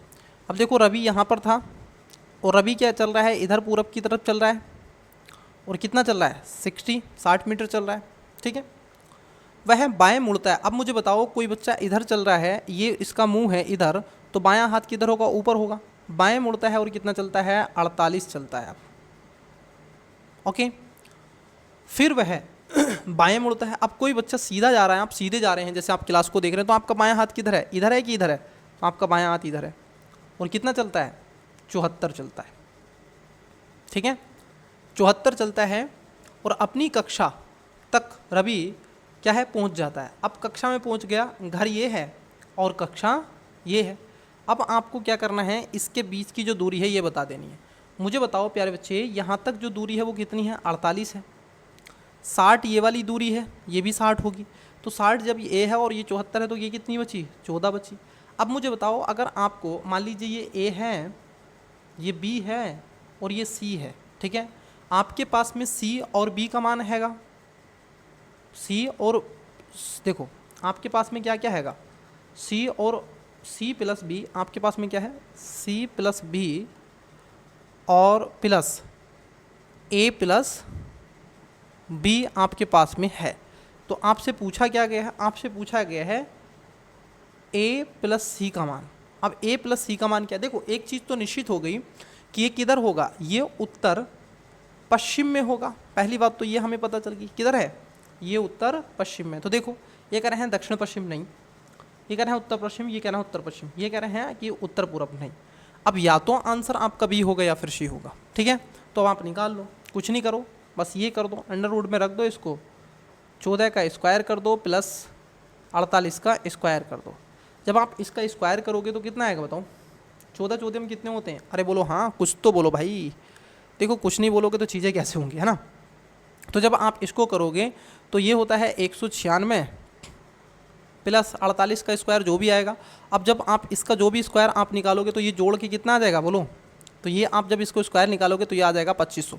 2500 किसका होता है बेटा? 2500 होता है 5 का, 5 का बोले तो 50 का, क्योंकि डबल जीरो है। तो यहाँ पर 2500 होता है 50 का, तो क्या हो जाएगा आपका 50 हो जाएगा। मतलब कि जब आप इसको निकालोगे ना, 48 का 48 से मल्टीप्लिकेशन कर दो, फिर 14 का 14 से, तो 196 फिर 48 का जोड़ दो तो 2500 हो जाएगा, है नहीं। तो ज़रा आप इसको देखें प्यारे बच्चे, तो आप क्या हो जाएगा, तो इसमें राइट जो आंसर हो जाएगा, ठीक है, आपका आप देखोगे बी हो जाएगा कि 50 मीटर है किधर? उत्तर पश्चिम में। और ये आपको दिख भी रहा है किधर है? उत्तर पश्चिम में 50। चलिए करना आता है कि नहीं? नहीं आता है ना, तो सीख लो बेटा। अगर आपने मेरे साथ जितने भी मैंने आपको टेस्ट प्रोवाइड करवाए हैं, दावा तो नहीं किया जा सकता यूपीएससी में, लेकिन मैं आपको आश्वासन दिला सकता हूँ, अगर आपने वास्तविक रूप से ये टेस्ट एकदम जैसे मैंने करवाए हैं उस अच्छे तरीके से आपने उन क्लासेस को देखा है, तो मैं ये उम्मीद नहीं बल्कि आशा भी करता हूँ कि आप आसानी से 67% आप इसमें क्वालिफाई कर सकते हैं, ठीक है। आप प्रीलिम्स क्वालिफाई कीजिए बच्चे, आपको मेंस के लिए बहुत अच्छे संस्थान बैठे हुए हैं, ठीक है। मैं आपके साथ भी खड़ा हूँ। चलिए देखिए, कितनी 3 अंकीय संख्याओं के अंकों का गुणनफल 1 से अधिक है लेकिन 6 से कम है। देखो बेटा, यहाँ पर जो है 3 संख्याएं आपको अज्यूम कर लेनी है। कितनी? 3 संख्याएं। कौन कौन सी संख्याएं हो सकती हैं मुझे बताइएगा? 3 संख्याओं पर आपसे पूछा है, क्वेश्चन नंबर हम 18 की बात कर रहे हैं। 3 संख्याएं हो सकती हैं 1 2 3, है ना। अब ये संख्याओं की अपनी मान्यता है कि ये संख्या 1 से क्या होंगी? बड़ी होंगी, और ये संख्याएं क्या होंगी? 6 से छोटी होंगी, ये भी ध्यान रखना। तो कहने का तात्पर्य 2 होगी, 3 होगी, 4 होगी, 5 होगी और 1 होगी, लेकिन ये संख्या 6 नहीं होगी अगर आप उसका गुणनफल करोगे तो। 1 भी नहीं होगी गुणनफल। अगर आप देखो, मान लो कोई नंबर आपने लिखा और उसकी गुणा कर दो, जैसे आपने कहा 1 2 3, तो ये तो हो गया 6, और ये कह रहा है 6 से कम होनी चाहिए, तो मतलब ये नहीं होगी। समझ में आया अब आपके? तो क्या आना चाहिए? तो यहाँ पर कहेंगे 1 × 2 × 1, तो मैं कहने का तात्पर्य ये तो 2 आ गया, तो ये तो 1 से तो बड़ी है, 6 से छोटी है, तो ये संख्या आपको निकालनी है। तो ऐसे कितने नंबर हो सकते हैं, उसी पर हमें बात करनी है। देखो यहाँ पर ज़रा समझना, मुझे बताओ, अगर मैं 3 संख्याओं को ले रहा हूँ और मैं कहूँ 1 2 1, अब मैं कहूँ इन संख्याओं को एक्सचेंज भी किया जा सकता है कि नहीं? कितने तरीके से कर सकते हैं? देखो, यहाँ पर मैं कहूँ 1, फिर यहाँ पर कहूँ 1, यहाँ पर 2 लिख दूँ, फिर मैं कहूँ आपसे 2 1 1 लिख दूँ, है कि नहीं? तो ये 3 तरीके से एक्सचेंज हो सकती हैं। जब ये 3 संख्या है 3 तरीके से, तो हम ये भी तो कह सकते हैं यहाँ पर तरीके कितने? 3, यहाँ पर 2, तो कितने हो गए? 6 तरीके से। ऐसे कह सकते थे क्या? नहीं। तो ये कितने तरीके से हमारे पास में? यहाँ पर 3 तरीके से, ठीक है। हम इसको कर रहे हैं आराम से, ज़रा समझना। तो 3 तरीके हो गए। अब मैं कहूँ 1 ले सकते हैं, 3 ले सकते हैं और फिर 1 ले सकते हैं, है कि नहीं? ये संख्या ले सकते हैं, क्योंकि इसने कोई ये नहीं कहा है रिपीटेशन अलाउ है या नहीं, ठीक है। तो फिर हम कहेंगे आपसे, अब यहाँ पर क्या है? 1 ले लेंगे, 1 ले लेंगे, 3 ले लेंगे, फिर उसके बाद में 3 ले लेंगे, 1 ले लेंगे, 1 ले लेंगे, है कि नहीं? फिर उसके बाद में देखो हम ले सकते हैं 1 4 1 1 1 4 4 1 1। उसके बाद में क्या कर सकते हैं? 1 5 1 1 1 5 और 5 1 1। अब आप कोई भी और नंबर नहीं ले सकते। आपको कि सर 1 2 3 भी तो ले सकते हैं। मैंने कहा बेटा करके देखो 6 आएगा। फिर आप कहोगे सर हम 6 भी तो ले सकते हैं, 6 1 1। मैंने कहा बेटा करके देखो 6 आएगा। ये कह रहे हैं कि 1 से अधिक हो और 6 से कम हो, तो ये कितने डिजिट हो गए? बस इसको काउंट कर लेगा और बता दो आंसर क्या होगा। 1 2 3 4 5 6 7 8 9 10 11 12, ठीक है। अभी क्या और भी होगा इसमें? बोलो हाँ और भी होगा सर, क्यों नहीं होगा बताओ? और भी तो इसमें होगा। अरे बोलो हाँ और भी तो इसमें होगा। देखो इसके कितने मान हो गए? 3 इसके मान हो गए, 3 इसके मान हो गए, और 3 ही इसके मान हो गए, और 3 ही इसके मान हो गए। 2 3 4 5, ये हो गए कि नहीं? अरे बोलो हाँ, ये हो गए कि नहीं? अब जरा देखो हम और क्या ले सकते हैं, हम ये भी तो ले सकते हैं 1 2 2। अगर आप इसकी मल्टीप्लिकेशन करके देखो कितना आएगा, 4 आ जाएगा बस। फिर उसके बाद में क्या होगा 1 2, सॉरी यहाँ पे लिख लेंगे 2 फिर 1, फिर उसके बाद क्या लिखेंगे, यहाँ पे लिख देंगे 1 2, तो 3 ये हो गए। तो कितने हो गए देखो, 3 का 3, 3 दूनी 6, 3 3 9, 3 चौक 12 और 3 पंजे 15। तो कितने हैं बच्चे, यहाँ पर 15 है। तो राइट आंसर क्या है, ऑप्शन नंबर ए। ये आप लिख कर ही आपको ये करना पड़ेगा, इसका कोई ऐसा फार्मूला नहीं है, आपको केवल समझना है, क्वेश्चन लिखना है। तो राइट आंसर देखो आप कैसे क्वेश्चन को अटेम्प्ट कर सकते हैं अच्छी वे में, जब आप क्वेश्चन को समझ करते हैं। अगर आपने क्वेश्चन समझ लिया तो आप कर सकते हैं, नहीं तो नहीं कर सकते। क्या ये क्वेश्चन कराने की ज़रूरत है? बोले सर जी करा दो। देखो सर जी हम करा तो देंगे, बट आपको तो कोई दिक्कत नहीं होनी चाहिए। आओ देखो क्या है। रवि मान लीजिए 5% वार्षिक दर पर साधारण ब्याज पर कितना है, 30,000 रुपये निवेश करता है। एक वर्ष बाद फिर से क्या होता है, वह 7% वार्षिक दर पर साधारण ब्याज पर कितने, आप देखोगे 25,000 रुपये का एक निवेश करता है। पहले 30 करता है, फिर 7 पर आप देखो कितना करता है, 25 करता है। तो पहली निवेश की तिथि से कितने वर्ष बाद आप देखोगे दोनों निवेशों से प्राप्त राशियां समान होंगी, तो कितने वर्ष बाद होंगी ये आपको बताना है। करें, चलिए देखिए।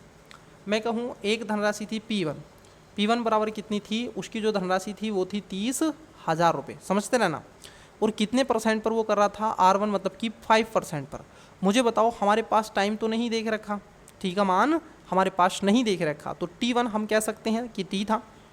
तो मुझे बताओ जब आप साधारण ब्याज का फार्मूला पढ़ते हैं तो PRT/100 पढ़ते हैं, यही होता है, यही होता है SI का फार्मूला। तो बस क्या करना है, मान रख देना है, ठीक है। तो आप कहोगे 30,000 इंटू, इसमें 5 का मान कितना है, सॉरी R का मान कितना है 5, और T का मान हमें नहीं दे के रखा है, और बटे 100। हम 2 जीरो से 2 जीरो उड़ा देंगे और ये हो जाएगा 3 पंजे 15। तो कितना हो गया, 1500 T आएगा। कितना आएगा बच्चे, ये आएगा 1500 T। ये इसका पहले का हमने मान निकाल लिया। इसको इधर लिख देते हैं एक साइड में 1500 T, जो इसको हटा दें, ठीक है। हमारे पास में क्या आ गया, पहले वाले का आ गया 1500 T। जरा समझना, कुछ चीज़ें आपको एकदम समझनी पड़ेंगी। तो पहला आ गया 1500 T, मैं एक साइड में लिख देता हूँ मान, 1 सेकेंड रुकिएगा, यहाँ पे लिख देते हैं 1500 T, ठीक है। पहले वाले का ये P1 का आया, ठीक है। दूसरे में कह रहे हैं आपसे 7%। मुझे बताओ बच्चे कि आपका P2 का मान कितना दे के रखा, 25,000 रुपये, ठीक है। और R का बराबर R2 का मान क्या दे के रखा है आपको, 7%। लेकिन हमें यहाँ पर क्या आ गया, हमारे पास में T का मान निकल करके आया है, एक क्या आया है, T2 का मान निकल करके आया, कितना, T2 का मान आया हमारा T-1, ठीक है। क्या आया है, T-1, क्योंकि एक वर्ष बाद की बात यहाँ पर हो रही है। तो देखो लगाओ PRT, तो आप कहोगे 25,000 इंटू 7% और इंटू यहाँ पर आ जाएगा T-1 वटे कितना, 100। आप इसको करो, ये 2 जीरो चला जाएगा और इससे हो जाएगा 0 7 पंजे 35, 3 और 7 दूनी 14 और 3 कितने होते हैं, अरे बोलो हाँ, 17 75, ठीक है। 17 आ जाएगा, कितना आ जाएगा, 5 है ना ये, सॉरी 1 सेकेंड, इसको दोबारा लिख देते हैं, कोई दिक्कत नहीं है। 175, 25 सत्ते 175 होते हैं क्या, यही होते हैं, हाँ 175। तो ये आ जाएगा T-1, ठीक है। यहाँ तक कोई दिक्कत किसी को भी, यहाँ तक आपको कोई दिक्कत नहीं हो रही होगी, ठीक है। अब ये कह रहे हैं कि एक वर्ष बाद T की राशि, तो पहला वाला हमने देखा, ये पहला P है, और P2 का मान इधर लिख देते, कितना है 750 ब्रैकेट में T-1, ठीक है। ये हमारे पास है, नीचे के मान हमें रेज करने पड़ेंगे ताकि हमें और चीज़ें करनी पड़ेंगी। अब देखो ज़रा समझना बच्चे, इसको 1 सेकेंड रुकिएगा, मैं इसको रफ कर देता हूँ पहले। देखिए ज़रा, अब मुझे बताओ कि यदि दूसरी राशि में T-1 और पहली राशि में साधारण ब्याज अगर हम देखें S1 और S2 है हमारे पास में, तो जब हम S1 S2 की बात करते हैं तो इसके मान को हम रख देंगे, है कि नहीं, क्या कर देंगे, S1 S2 के मान को रख देंगे, तो यहाँ से आंसर हमारा निकल के आ जाएगा। तो कैसे रखेंगे, आओ देखो, S2 में रखना है ना हमें, तो S2 तो ये है हमारा, तो S2 कैसे करेंगे, देखो ये हो जाएगा P2 रख देंगे हम इसमें, S2 बराबर रखेंगे P2 इंटू R2 और इंटू क्या है, ये आपने करना ही है, ये तो हो गया।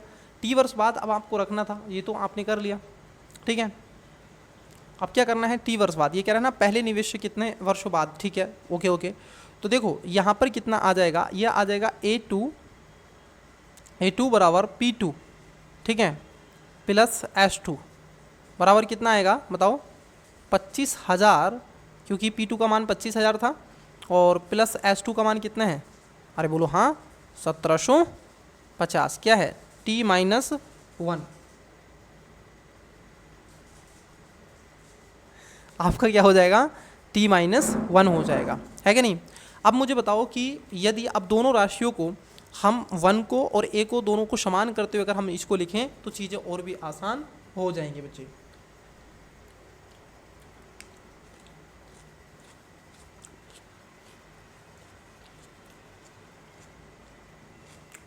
देखो तो पहले का कितना था, 30,000 रुपये लगा रहा था,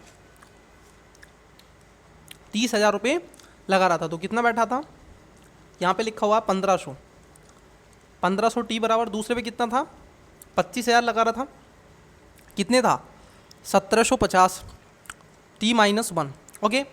अब देखो यहाँ से आप इसको घटाओगे तो कितना आ जाएगा बताओ, 5,000, ठीक है, 5,000 बराबर कितना, ये आ जाएगा 250 टी माइनस कितना आ जाएगा, ये माइनस का इधर आ जाएगा, तो ये इसकी क्योंकि इधर मल्टीप्लिकेशन भी होगा 700 ये 1750 की, तो टी से तो चला जाएगा, लेकिन यहाँ पे क्या आएगा, सॉरी ये 250 है ना, ये 250 बचेगा, और इधर बचेगा आपका 250 माइनस 1750। अब इसको जब आप करोगे 250 टी है और माइनस 1750 है, तो जब आप इसको घटाओगे बच्चे तो कितना आ जाएगा बताओ, टी का मान, तो टी का मान अगर हम निकालें तो ये आ जाएगा, अगर इसको देखें तो इसमें से घटाइएगा, ये बचेगा आपका 250 और ये ऊपर चला जाएगा, इसकी मल्टीप्लिकेशन हो जाएगी, तो ये हो जाएगा आपका 6,750 को भाग करना है किससे, 250 से, काटो कितना आ रहा है बताओ, 27 वर्ष आ रहा है, तो यही इसका आंसर आएगा। इसमें करना कुछ नहीं था, अलग अलग मान निकाल लेते फिर इसका आंसर आपको निकाल देना था, तो 27 वर्ष आना चाहिए था, ठीक है, तो क्या आना चाहिए था, 27 वर्ष आना चाहिए था आपका।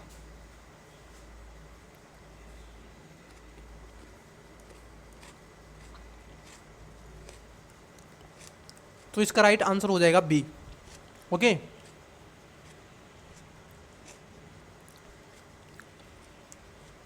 चलिए नेक्स्ट क्वेश्चन की तरफ बढ़ते हैं।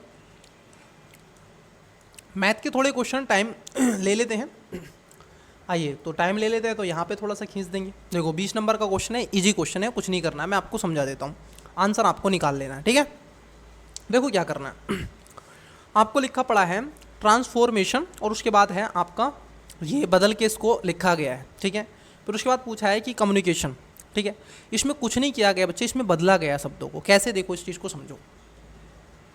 कितने वर्ड है गिन लो, 1 2 3 4 5 6 7 8 9 10 11 12 13 14, कितने शब्द हैं 14, ठीक है।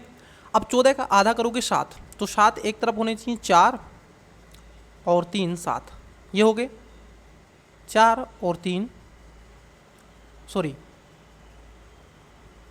ओके कोई दिक्कत नहीं है, ओके 1 2 3 4 5 6 7 8 9 10 11 12 13 14, ठीक है।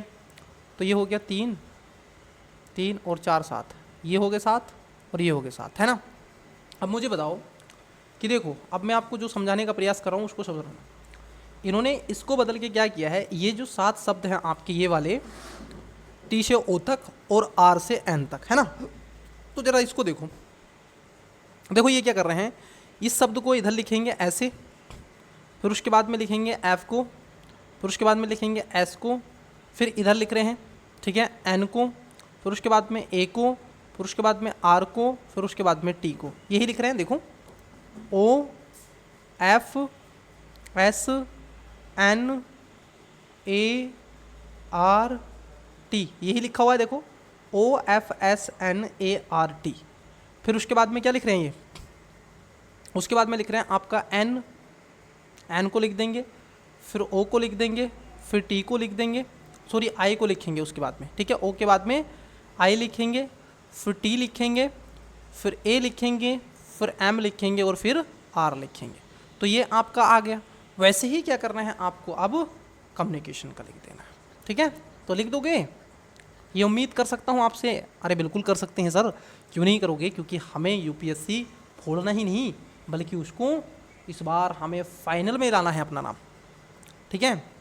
चलिए, ये मुझे बहुत ही अच्छा लगता है जब मैं आपसे बात करता हूँ तो इसका राइट आंसर मुझे बताइएगा।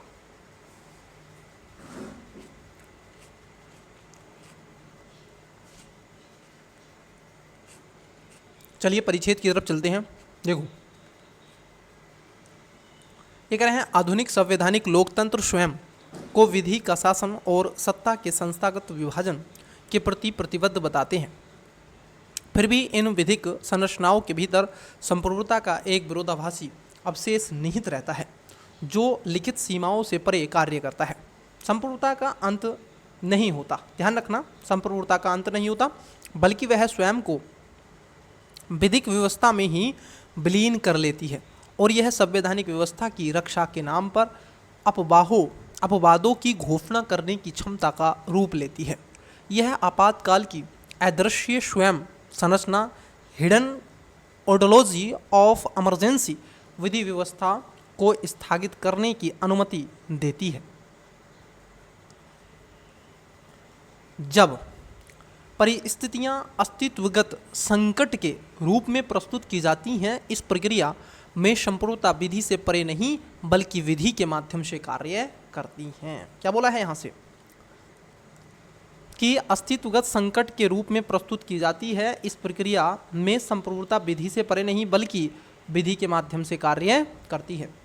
और इस प्रकार लोकतांत्रिक प्रक्रिया की संरचना तथा उसमें अंतर्निहित निर्णयवाद डिसीजनिज्म के बीच एक मूलभूत तनाव को उजागर करती है। क्या करती है, एक तो अंतर्निहित निर्णयवाद के बीच में क्या कर रही है, संरचना और इसके बीच में तो तनाव को उजागर करती है। आइए देखते हैं निष्कर्ष पूछा है आपसे, किस नंबर पे निष्कर्ष देखिएगा क्या करें।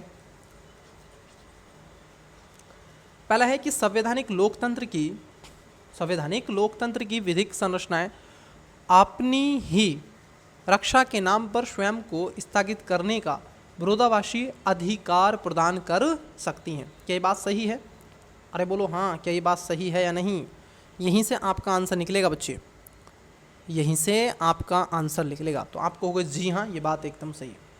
संप्रभु शक्ति यद्यपि संस्थागत रूप से अदृश्य होती है, बिल्कुल कही वही है, फिर भी अपवाद की स्थितियों में हवाला देकर के अपना अधिकार लागू करती है, मतलब कि विधि के अनुसार।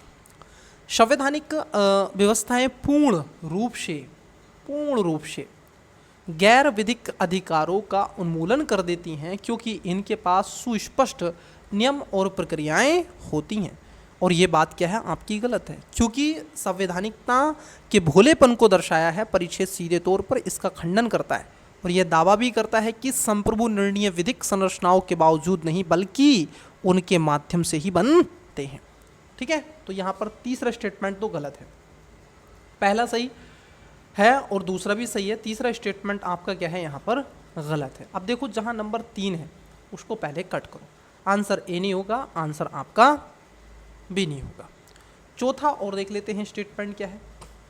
आपातकालीन शक्तियों का अस्तित्व विधिक तर्कसंगतता, तो थोड़ी तर्कशीलता के विघटन को दर्शाता है और लोकतांत्रिक कार्यप्रणाली का अंत का संकेत देता है। नहीं बेटा, इससे लोकतंत्र कार्यप्रणाली का अंत नहीं होता है। तो यहाँ पर चौथा भी क्या हो जाएगा, गलत हो जाएगा। तो करेक्ट आंसर हो जाएगा option number D. Next, assumption पूर्व धारणाएं। संवैधानिक लोकतंत्र की विधिक व्यवस्था अपवादात्मक परिस्थितियों में संप्रभु निर्णयों से अछूती नहीं होती। क्या ये बात सही है? अरे बोलो हाँ, क्या ये बात सही है? जी हाँ, ये बात एकदम सही है।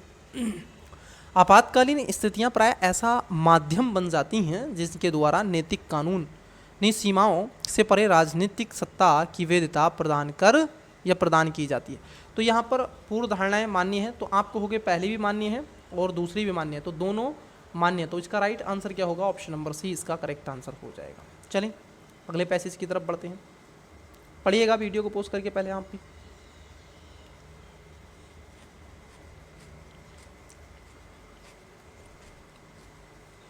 देखो,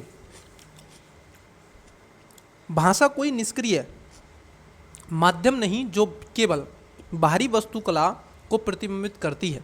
यह एक संवादात्मक अवसंरचना है जो विचार, सामाजिक पहचान और राजनीतिक बोधगम्यता की सीमाओं को निर्धारित करती है। भाषाई रूप से पदानुक्रम को कूटबद्ध करते हैं, बहिष्कार को मान्यता बनाते हैं, सामान्यता बनाते हैं, तटस्थता और भ्रम के तहत चुपचाप प्रमुख विचारधाराओं को पुनर्उत्पादित करते हैं। जो नाम दिया जाता है वह विचारणीय हो जाता है और जो नामहीन रह जाता है वह ज्ञानात्मक विस्मृति में चला जाता है।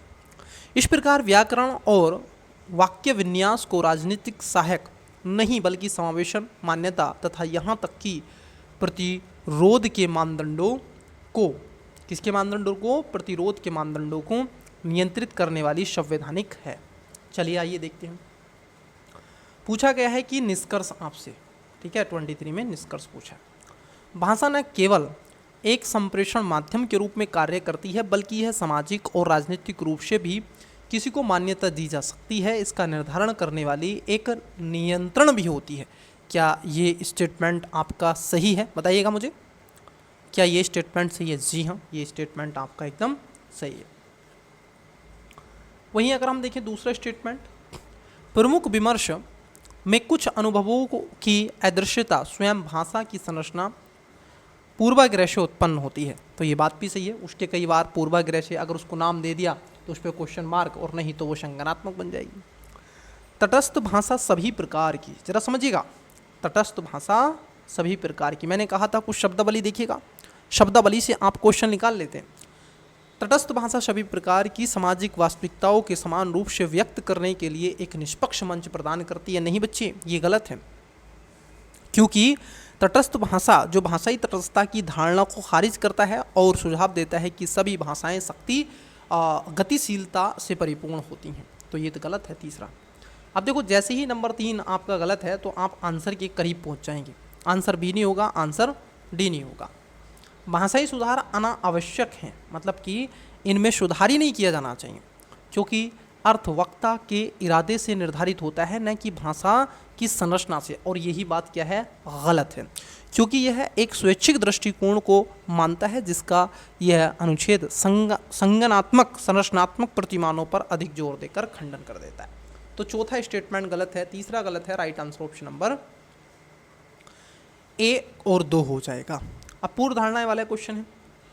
तो स्टेटमेंट है पहला, दबी हुई कहानियों को पुनः प्राप्त करने के लिए उन भाषाई मानदंडों का सामना करना आवश्यक है जो उनकी अदृश्यता को बनाए रखते हैं। क्या ये बात सही है? तो आप कहोगे जी हाँ, ये बात एकदम सही है। प्रमुख भाषाई संरचनाएं कुछ विचारधाराओं को वेद बनाने तथा अन्य को बहिष्कृत करने में महत्वपूर्ण भूमिका निभाती हैं। सही बात है, कुछ को वो वेद बना देती हैं तो कुछ को वो बहिष्कृत भी करती हैं। तो यहाँ पर पहला दूसरा दोनों बातें सही है बच्चे। तो यहाँ पर बेटा करेक्ट आंसर हो जाएगा ऑप्शन नंबर आपका सी। आइए 25 नंबर का क्वेश्चन देखिएगा। यह 6 विभिन्न धनात्मक संख्याओं का औसत कितना है? 30 है।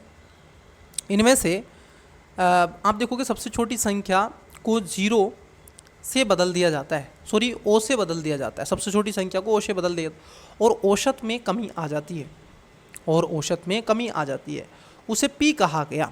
निम्नलिखित में से कौन सा सही है? जो औसत में कमी आई उसको पी कहा गया। तो आप इसका राइट आंसर मुझे दें कमेंट्स में, फिर मैं आपसे बात करूं।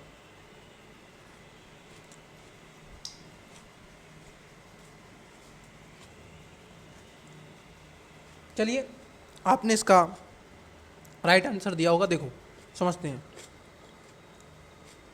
बेटा, हमारे पास में 6 संख्याएं हैं, ठीक है। A plus B plus C plus D plus E plus क्या हो जाएगा? एफ बराबर कितना? अब देखो, जो औसत होता है संख्याओं का योग बेटे संख्याओं का संख्या होता है कि नहीं? तो 6 संख्या है तो 6 लिखेंगे, बराबर कितना है? 30। अब ये हो जाएगा A plus B plus C plus D plus E plus F बराबर कितना हो जाएगा? ये हो जाएगा 6 दूनी 12, 6 18, मतलब कि 180। Got it? यहाँ तक किसी को दिक्कत? अरे बोलो हाँ, यहाँ तक किसी को दिक्कत या नहीं? तो यहाँ तक किसी को वो कोई दिक्कत नहीं है। अब ये कह रहे हैं कि सबसे छोटी संख्या कौन सी है, मुझे बताओ।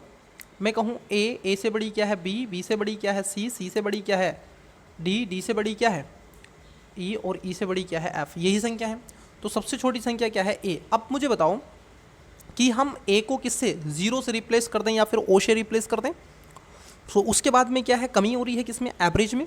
तो बेटा यहाँ पे क्या हो जाएगा, ये आपका ओ आ जाएगा, आपका क्या आ जाएगा, ओ आ जाएगा, plus B plus C plus D plus E और प्लस एफ बराबर कितना, अभी भी कितने हैं 6 हैं, और यहाँ पर कितने का आ रहा है 180 में से माइनस ए, यही तो हो रहा है ना, कमी आ रही है, तो माइनस ए कर दिया हमने। व्हाट इट, चलिए कंटिन्यू आगे बढ़ाते हैं इसको। ठीक है, अब मुझे बताओ, अब औसत में कमी क्या है, पी को निर्धारित करते हैं, रिप्रेजेंट करती है किसको, पी को। तो ये किसको कर रही है, पी को रिप्रेजेंट कर रही है। अब मुझे बताओ बच्चे, जब आप करते हैं तो पी बराबर कितना 30 माइनस पी बराबर 30 माइनस कितना, यह आ जाएगा 180 माइनस ए बटे में कितना आएगा बच्चे 6। जब आप इसको करोगे तो कितना हो जाएगा, 6 आ जाएगा। तो जब आप इसको करोगे तो क्या आएगा, बोलो, अरे बोलो हाँ। तो जब आप इसको सोल्व करोगे तो ये आ जाएगा आपका 5 6 30 और ये हो जाएगा इसमें, तो ये आ जाएगा 180 माइनस का ए और बटे 6। जब आप इसको करोगे तो ये इसमें चला जाएगा, तो माइनस का माइनस ये तो चला जाएगा, घटाओगे तो a/6 बचेगा। कितना बचेगा, 1/6 बचेगा। कहने का तात्पर्य ये है कि p बराबर क्या है, a/6 है। अब देखो बेटा ये है कि p जो होगा हमेशा वो 5 से बड़ा होगा। क्यों, अगर आप a का मान लीजिए a का मान अगर 5 रखते हो तो 6 से विभाजित नहीं होगा। तो हम ये कहेंगे कि a का जो मान होना चाहिए, अकॉर्डिंग टू मी a का मान जो होना चाहिए आप देखोगे उससे बड़ा ही होना चाहिए। ठीक है, p से बड़ा होना चाहिए, छोटा नहीं होना चाहिए। तभी तो अगर मैं कहूँ कम होगा तो माइनस में चला जाएगा, विभाजित ही नहीं होगा। मैं कहूँगा वो 6 हो सकता है, वो 12 हो सकता है, तो क्या होगा, वो 5 से अधिक होगा। यहाँ पे क्या पूछे आपसे, यही तो पूछा गया है, यही पूछा गया आपसे कि मुझे बताइएगा कि p का मान क्या होगा। तो p का मान तो आप देखोगे a से अधिक होगा, मतलब कि वो 6 से भी ज़्यादा होगा, तो 5 से ज़्यादा होगा, तो 5 से बड़ा होगा, मतलब कि b इसका करेक्ट आंसर हो जाएगा। चलिए नेक्स्ट क्वेश्चन लेते हैं। तो पहले इसको रफ कर देते हैं ताकि आपको क्वेश्चन पढ़ने में सहूलियत हो सके। कुछ क्वेश्चन है बच्चे थोड़े डाउट के क्वेश्चन हैं, लेकिन हाँ अगर आप उसको करोगे तो बिल्कुल आवश्यक रूप से होंगे। एक दो क्वेश्चन पे मुझे डाउट है, दृष्टि आईएएस की टेस्ट सीरीज में रहता कई क्वेश्चनों पर डाउट है, मैं आपको बता दूं। मैं कुछ क्वेश्चन आपको ज़बरदस्ती ऐसे क्वेश्चन देता हूं ताकि आप उसको जज तो करें, आपको पता तो चले कि ये गलत है या फिर सही। फिर कहते हैं सर जी ने गलत बता दिया। सर जी क्यों गलत बताएंगे बेटा, सर जी जब आपको कराते हैं पहले उसको 1-2 बार खुद सेल्फ भी देख लेते हैं, सोल्व कर लेते हैं, है ना। तो सर जी ऐसे ही नहीं करवाने बैठ जाते हैं।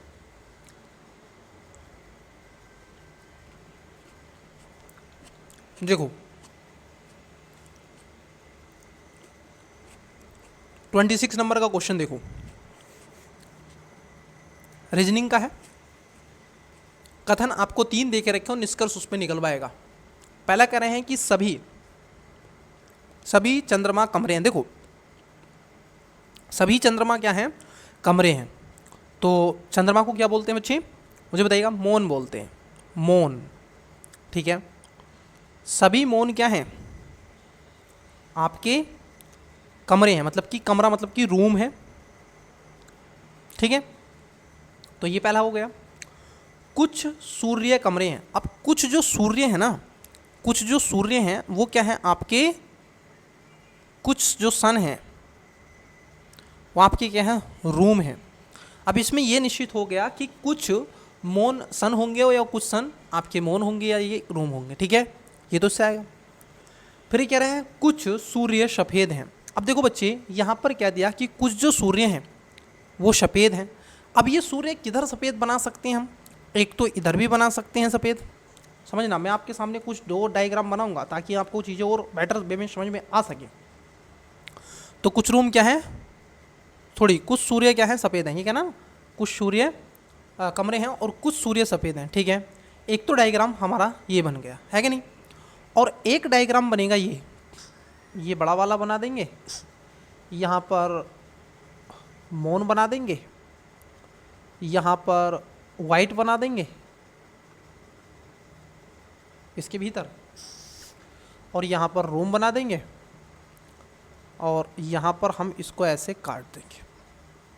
तो ये इसको भी काट रहा है, इसको भी काट रहा है, और यहाँ पर इसको सन लिख देंगे। अब भी कोई दिक्कत है? अभी भी देखो जितने भी मौन हैं क्या हैं, रूम है, और उसमें से कुछ रूम क्या है, सन है, और कुछ आपके क्या हैं, वाइट क्या हैं, आप देखोगे सन है। तो अब यहाँ पर लेकिन इसने ये नहीं कहा था कि रूम और वाइट के बारे में इसने कोई रिलेशनशिप आपको नहीं मिलेगी। यहाँ पर मुझे बताओ बच्चे, रूम और वाइट के बारे में कोई रिलेशनशिप मिल रही है? अब दोनों डायग्राम 1 और डायग्राम 2 दोनों अलग अलग हैं, डिफरेंट है। देखना जरा कन्फ्यूजनेस कैसे बढ़ती है स्टूडेंट्स में। दोनों ही अलग हैं। अब दोनों अलग हैं बच्चे, तो मुझे एक बात बताओ, जब आप क्वेश्चन करोगे तो उसमें दोनों निकलने चाहिए, ना कि एक निकलना चाहिए। क्या निकलने चाहिए? दोनों वो सेटिस्फाई वो होने चाहिए, है ना। पहला वाला देखो कि सभी चंद्रमा सूर्य हो सकते हैं। सभी चंद्रमा, ठीक है, सूर्य हो सकते हैं। क्या सभी चंद्रमा सूर्य हो सकते हैं? मुझे बताओ, क्या हो सकते हैं क्या? अरे बोलो हाँ, कुछ तो बोलो भाई, कुछ तो बोलो बच्चे, हो सकते हैं क्या? क्योंकि इसने कभी भी सूर्य और चंद्रमा के बीच में कोई भी संबंध आपको नहीं दिखा रहा है। यदि संबंध नहीं दिखा रहा है तो सभी कैसे हो सकते हैं? हो सकते हैं संभावना तो दोनों में होना चाहिए, ठीक है। तो ऐसे में आप क्या करोगे, इसको अकॉर्डिंग टू मी गलत करोगे। सभी नहीं, यहाँ पर कुछ कुछ देख रहा है, आप सभी की बात करें तो नहीं, तो ये तो नहीं है। अकॉर्डिंग टू मी ये इन्होंने गलत बनाया है, क्योंकि वो सेटिस्फाई करता है दोनों। जब तक आप दोनों चित्र को सेटिस्फाई नहीं कर पाओगे तब तक आप आंसर नहीं निकाल सकते। यूपीएससी ऐसी करता है बेटा। सभी सफ़ेद कमरे हो सकते हैं। अरे भाई मुझे बताओ, सभी सफ़ेद कैसे कमरे हो सकते हैं? एक में तो अंदर बन रहा था डायग्राम, एक में बाहर बन रहा था, तो ये भी गलत है। तो आंसर तो आना चाहिए ऑप्शन नंबर डी, इन्होंने माना है सी। आपका क्या आएगा आप मुझे कमेंट्स में बताइएगा। आइए नेक्स्ट क्वेश्चन लेते हैं, इजी और पीजी। ये कह रहे हैं कितने धनात्मक पूर्णांक x हैं जिनमें x व्यंजन मतलब कि x की पावर 4 है, प्लस 140 x की पावर 3 है, प्लस 246 x की पावर 2 है, प्लस 456 x प्लस और 576 को विभाजित करता है। तो x के पूर्णांक हमसे पूछें, कुछ नहीं करना होता है, आपको 576 के पूर्णांक निकाल लेने हैं, फैक्टर आपसे निकाल लेने हैं। क्या निकाल लेने बच्चे? आपको फैक्टराइज इसको निकालना है। तो किसको निकालना है? 576 को। 576 के फैक्टर किसने निकालेंगे? निकाल लो, 3 से कर देते हैं, 3 से कर लो। 3 ही करना 3, कितना बचा? 3 नम 27 और 3 दूनी 6, फिर 3 से काटो, 3 छंग 18 और कितना बचेगा? 3 छंग 18 और 2 बचेगा, 3 चौक 12, 3 छंग 18 1 और 12, ठीक है। फिर 2 से काटो, तो देखो 32 दूनी 64, फिर 2 से काटो, कितना होएगा? 16 दूनी 32, फिर 2 से काटो, 8 दूनी 16, फिर 2 से काटो, 4 दूनी 8, फिर 2 से काटो 2, फिर 2 दूनी 2 ही करना दो, ठीक है। ये आएगा 2 दूनी 4 और 2 ही करना दो। तो 3 का मान कितना है? 1 2 1 2 3 4 5 6। तो देखो बेटा 2 के पावर कितनी है? 6 इंटू 3 की पावर कितनी है? 2। अब फैक्टर निकालने के लिए जो घात होती है उसमें 1 जोड़ देते हैं और मल्टीप्लिकेशन कर देते हैं। तो ये हो जाएगा कितना?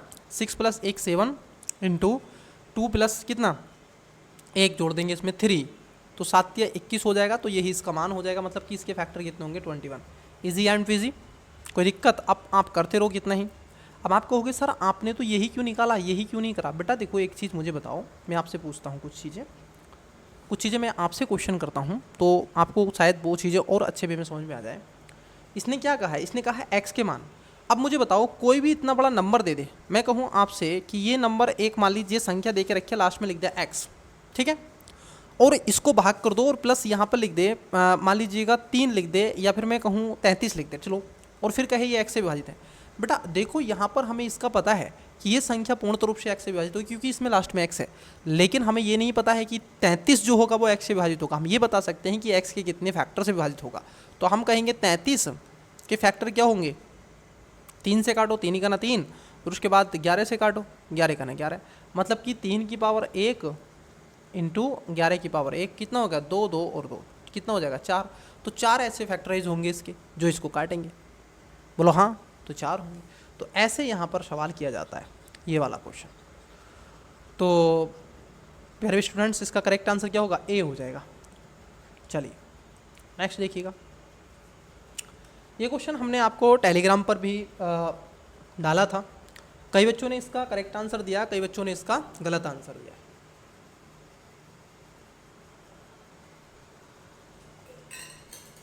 आओ जरा देख लो, इसको समझ लो।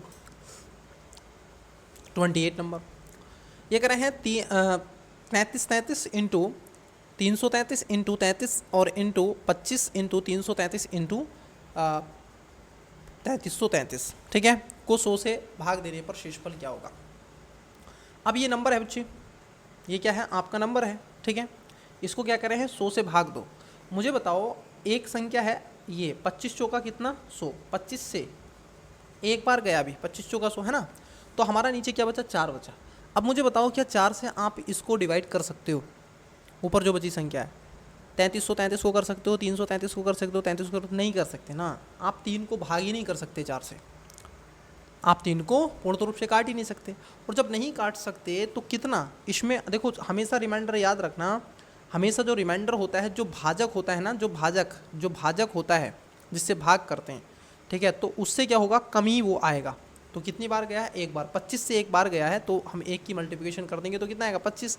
तो इसमें रिमाइंडर आएगा आपका ऑप्शन नंबर बी, ठीक है। तो 25 इसका करेक्ट आंसर आएगा भैया बच्चे, ठीक है, इसका 25 राइट आंसर आ जाएगा, ऑप्शन नंबर बी। जरा इसको देखो, बताना। यूपीएससी ऐसा क्वेश्चन आपसे लगातार कंटिन्यूसली पूछ रहा है, तो आप भी मुझे ऐसा क्वेश्चन बता दें तो बेटर है।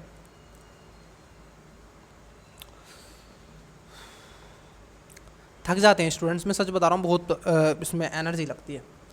अगर मैं आपको बता दूँ 2 क्वेश्चन ना रिकॉर्ड करने के लिए, तो बहुत कंसिस्टेंसी के साथ में और बहुत ही ज़्यादा डेडिकेशन के साथ में फोकस करना होता है स्क्रीन पे, और बोलने पर, लैंग्वेज पर, क्वेश्चन को बहुत अच्छे से कवर करना होता है, तब जाकर के आपको ये क्लास मिल पाती है।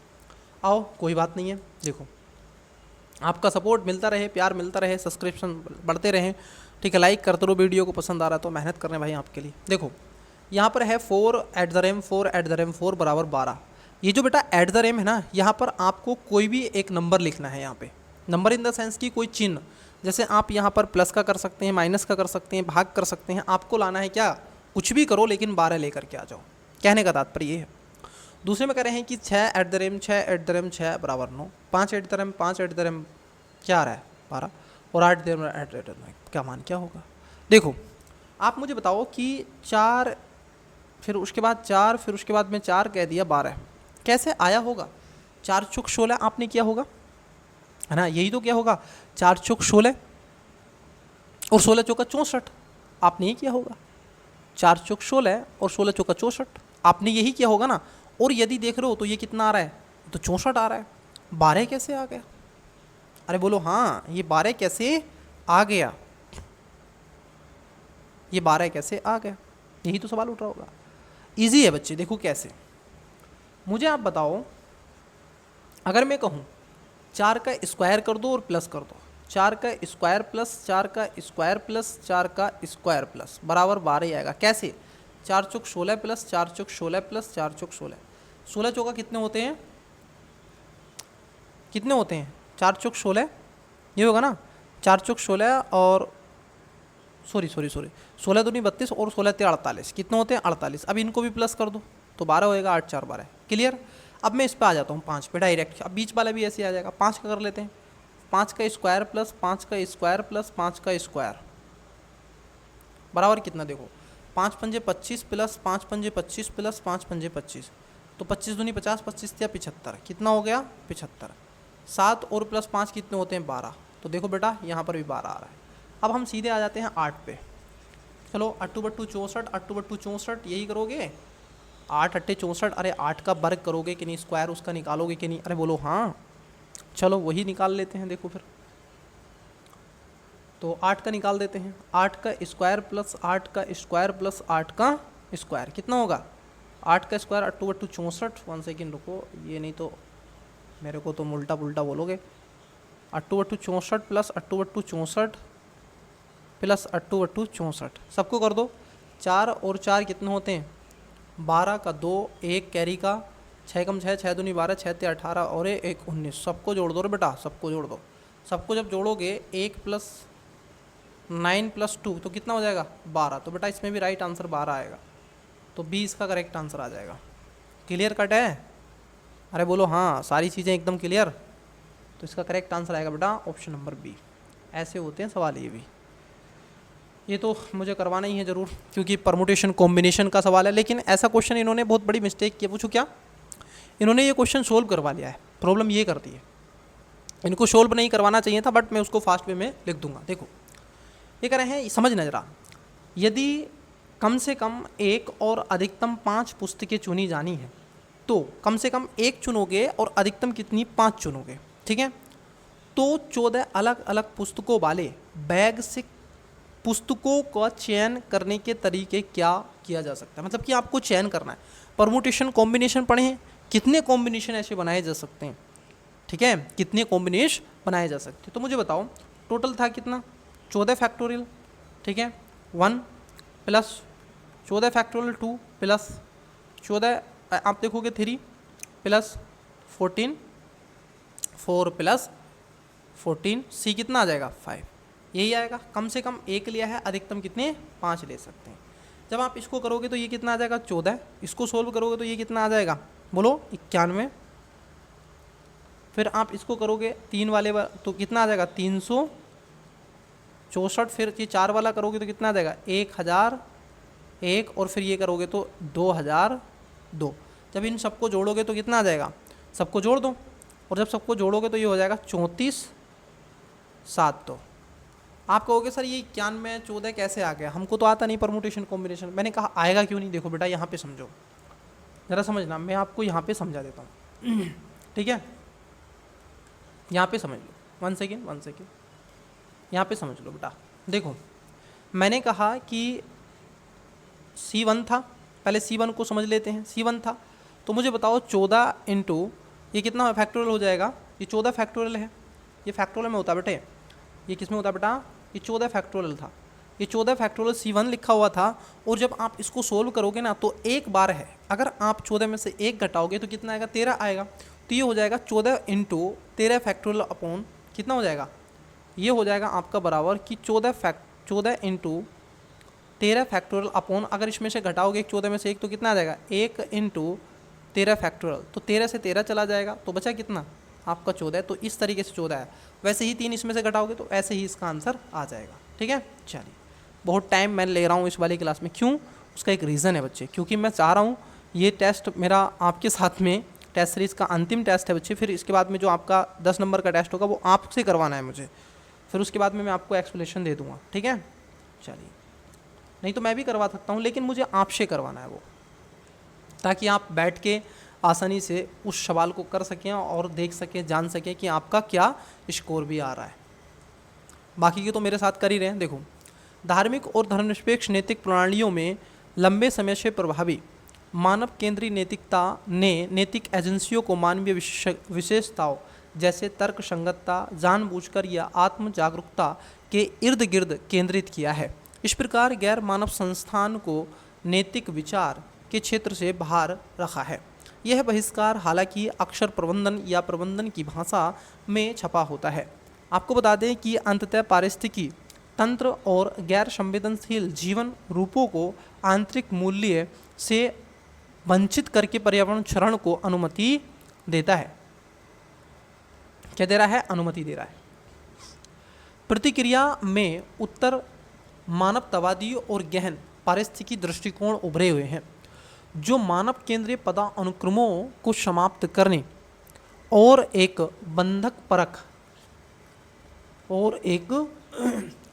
परक नैतिकता स्थापित करने की मांग कर रहे हैं, जो सभी प्रकार के जीवन को नैतिक दर्जा प्रदान करता है। भले ही मानव उद्देश्यों के लिए उनका साधन मूल्य कुछ भी हो, ये प्रतिमान न केवल हमारी नैतिक प्राथमिकताओं की सामग्री को चुनौती देते हैं, बल्कि नैतिक विषय होने के अर्थ के विषय में आध्यात्मिक मान्यताओं को भी चुनौती देते हैं। अब यहाँ पर आपसे क्या है कि कथन पूछा है और विवेकपूर्ण निष्कर्ष आपसे पूछा जा रहा है। चलिए देखिए, ये कह रहे हैं नैतिक विचार की प्रमुख परंपरा ऐसे पदानुक्रमों का निर्णय करती है जो नैतिक विचार से गैर मानव संस्थाओं को व्यवस्था के रूप से बाहर कर देते हैं। तो बेटा यहाँ पर जो पहला स्टेटमेंट है क्या है, एकदम सही है। हमें गलत देखना है, इसमें क्या देखना है, गलत देखना है, ठीक है। दूसरे में कह रहे हैं गहन पारिस्थितिकी तंत्र दृष्टिकोण मानव केंद्रित विशेषाधिकार के बजाय अंतर प्रजाति समानता पर आधारित नैतिकता की एक क्रांतिकारी पुनर्गठना का समर्थन करता है। बात तो सही है। मानवीय असाधारणता सभी जीवित प्राणियों तक पर्यावरण संरक्षण को विस्तारित करने के लिए मजबूत दार्शनिक आधार प्रदान करती है। नहीं बेटा, तो तीसरा स्टेटमेंट क्या है, देखो मैंने कहा कुछ ऐसे वर्ड होते हैं, गलत गलत। चौथा है कि उत्तर मानवतावादी विचारधारा यह मानती है कि किसी इकाई का नैतिक मूल्य उसकी मानवीय दक्षताओं के साथ संज्ञानात्मक निकटता पर निर्भर करना चाहिए। नहीं बेटा, ये ऐसा नहीं है। तो यहाँ पर आप देखोगे तीसरा भी गलत है, चौथा भी गलत है। जब ये दोनों गलत है तो राइट आंसर क्या है, ऑप्शन नंबर आप देखोगे बी हो जाएगा। एक और तो ये कह रहे हैं पूर्व धारणा अजम्पशन 32 नंबर का क्वेश्चन देखो। मानव केंद्रित नैतिक प्राणियां गैर मानव संस्थाओं को बाहर करके अनजाने में पर्यावरण शोषण को सक्षम बनाती है। क्या बात सही है? जी हाँ, ये बात एकदम आपकी क्या हो जाएगी, सही हो जाएगी। क्वेश्चन क्या में नंबर का है, 32 का, तो ये बात आपकी सही हो जाएगी। गैर मानव जीवन का नैतिक समावेशन मनुष्यों के साथ साझा किए जाने वाले संवेदनशील गुणों जैसे कि आत्म जागरूकता या दर्द के प्रति संवेदनशीलता को पहचानने पर निर्भर होना चाहिए। तो यहाँ पर बेटा देखो, जो दूसरा स्टेटमेंट है ना, ये आपका गलत है। क्यों? क्योंकि पूर्ण धारणा में क्या बात कही गई है, ये बताती है कि गैर मानव जीवन का नैतिक मनुष्य और मनुष्यों के साथ में समावेशन साझा किए जाने वाले गुण जैसे संवेदनशीलता, आत्म जागरूकता पर आधारित होना चाहिए। हालांकि यह अंश स्पष्ट रूप से इस दृष्टिकोण को चुनौती भी देता है कि उत्तर मानवतावादी और गहरे पारिस्थितिकी दृष्टिकोणों का समर्थन करता है, जो साधन मूल्य या मानव जैसे गुणों के बावजूद नैतिक स्थिति प्रदान करने का प्रयास करते हैं। और इन प्रतिमानों का पूरा उद्देश्य इस विचार को अस्वीकार करना कि गैर मानव नैतिक मूल्य को मानवीय क्षमताओं को प्रतिबिंबित करना चाहिए। तो यहाँ पर ये क्या हो जाएगा, आपका गलत हो जाएगा। पहला स्टेटमेंट सही है, तो पूर्ण धारणाएं क्या है, एक सही है। चलिए नेक्स्ट पे चलते हैं। पैसेज है आपका नेक्स्ट पे, बताइएगा, पढ़िएगा। ऐतिहासिक जांच अक्सर एक वर्तमानवादी दृष्टिकोण से दूषित होती है, जो समकालीन मूल्यों और वैचारिक ढांचों के लेंस के माध्यम से अतीत की घटनाओं और संस्कृतियों के व्याख्या करने की प्रवृत्ति है। यद्यपि यह दृष्टिकोण कथानक को अधिक सुलभ बना सकता है, लेकिन यह प्राय ऐतिहासिक विशिष्टता को मिटा देता है और जटिल प्रेरणाओं को सरल नैतिक द्वैतों में बदल देता है, जो वर्तमान वैचारिक आवश्यकताओं की पूर्ति करते हैं। इसका परिणाम एक ऐसा इतिहास लेखन है जो निष्ठा पर आप देखोगे चित्ता को प्राथमिकता देता है, जो अतीत को केवल उस सीमा तक सुपाठ्य बनाता है जहाँ तक वह वर्तमान की नैतिक चिंताओं के अनुरूप हो। इतिहास का यह उपकरणीकरण इसे लौकिक अन्यता के साथ एक महत्वपूर्ण जुड़ाव से वर्तमान सांस्कृतिक रूढ़िवादों के लिए एक वैध उपकरण में बदल देता है। अब यहाँ पर देखिएगा, आपसे कुछ बातें पूछी जा रही हैं। पहला स्टेटमेंट क्या करें, बताइएगा। पहला स्टेटमेंट क्या करें, ये कह रहे हैं आपसे कि वर्तमान मानववादी व्याख्या अतीत को समकालीन वैचारिक एजेंडों के अनुरूप मोड़ने का साधन बना सकती हैं। बिल्कुल बना सकती हैं। ऐतिहासिक सटीकता सर्वोत्तम, सबसे ज़्यादा सर्वोत्तम, जो इससे ऊपर ही नहीं हो सकता, ये सर्वोत्तम रूप से अतीत के कार्यों और विश्वासों का मूल्यांकन करने के लिए समकालीन नैतिक मूल्यों को लागू करने से प्राप्त होती है। ये बात गलत है, क्योंकि इसमें एक्सट्रीम वर्ड हैं, कुछ ऐसे वर्ड जो ऐसे कीवर्ड जो इसकी व्याख्या गलत करते हैं, चेतावनी देती है। ठीक है। तीसरा है इसमें नैतिक इतिहास, जो आप देखोगे लेखन की मांग है। अतीत के कर्तव्यों का केवल न्याय और असमानता को आधुनिक दृष्टिकोण से किया जाना चाहिए, ऐसा नहीं है। क्योंकि आप देखोगे ये नैतिक काल जो आपका भ्रम को बढ़ावा देता है और जिसकी लेखक आलोचना कर रहा है। तो यहाँ पर तीसरा स्टेटमेंट गलत है। अब देखो यहाँ पर जो तीसरा स्टेटमेंट है वो भी गलत था, दूसरा भी गलत था। आंसर बी नहीं है, आंसर ए नहीं है, आंसर आपका डी नहीं है। तो राइट आंसर क्या है? सी। चौथा सही है कि वर्तमान समय की नैतिक सुविधा के लिए ऐतिहासिक जटिलता का सरलीकरण, संदर्भ और समझ दोनों विकृत कर सकता है। तो यहाँ पर सी इसका करेक्ट आंसर हो जाएगा, पहला और चौथा। आपका है अजम्पशन, पूर्व धारणाएं। पहला है वर्तमान की नैतिक जो आप देखोगे अंतर्ज्ञान अतीत के समाज की जटिलताओं को पूरी तरह समझने के लिए पर्याप्त है। क्या ऐसा है? पूरी तरह समझने के लिए पर्याप्त है? तो जी हाँ, बिल्कुल है। इतिहास लेखन को अतीत की प्रासंगिक अखंडता को बनाए रखने का प्रयास करना चाहिए, भले ही इसके लिए समकालीन नैतिक संतुष्टि की कीमत चुकानी पड़े। तो ये बात भी सही है। तो यहाँ पर दोनों स्टेटमेंट यहाँ पर क्या हो जाएंगे? आपके करेक्ट हो जाएंगे। कहने का तात्पर्य ये है कि इसका right answer option number C हो जाएगा। आइए देखिए, आपके सामने आपकी स्क्रीन पर एक क्वेश्चन है और बड़ा ही अच्छा क्वेश्चन है, 35 नंबर का। देखते हैं कि आप में से कितने बच्चे इसका राइट आंसर देंगे। ये कह रहे हैं एक त्रिभुज की भुजाएं देके रखी हैं, 3 भुजाएं देके रखी हैं यहाँ पर, ठीक है। मतलब कि मान लो ये एक त्रिभुज है, इसकी 3 भुजाएं आपको दे दी हैं। 3 भुजाएं कौन कौन सी हैं ज़रा उसको देखिएगा। 3 भुजाएं कौन कौन सी हैं? एक मान लो 19 दे के रखा है, और एक मान लो कि आपका 180 दे के रखा है और एक्स आपसे पूछा है। तो कैसे निकालोगे? तीसरी भुजा आपको निकालनी है। संभावित क्षेत्रफल आप कैसे निकालते हो? तो जब क्षेत्रफल निकालते हो तो आप कहते हो क्षेत्रफल का होता है 1/2 इंटू 19 इंटू 180 इंटू मतलब कि जो संख्याओं का है और उसमें x। तो x का मान हमें निकाल लेना है, ठीक है। यही तो निकालोगे। तो x का मान निकालने के लिए क्या करोगे? इनके बीच का कोण निकाल लो।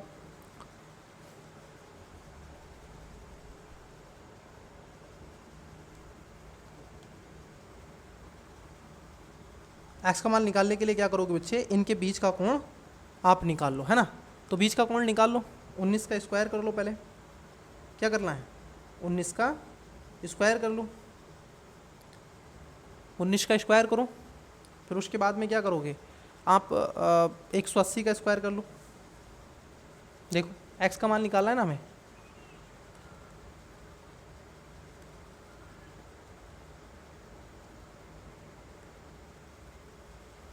हेलो, बस ऐसे 4-5 क्वेश्चन हो रहे हैं, मैं उसको रिपोर्ट कर दूँ।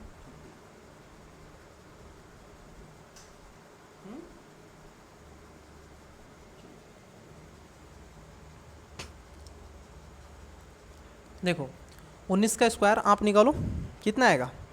361 प्लस और 18 का आप करते हो कितना आता है? 324, 2 डबल जीरो लग जाएगा, 324 डबल जीरो लग जाएगा।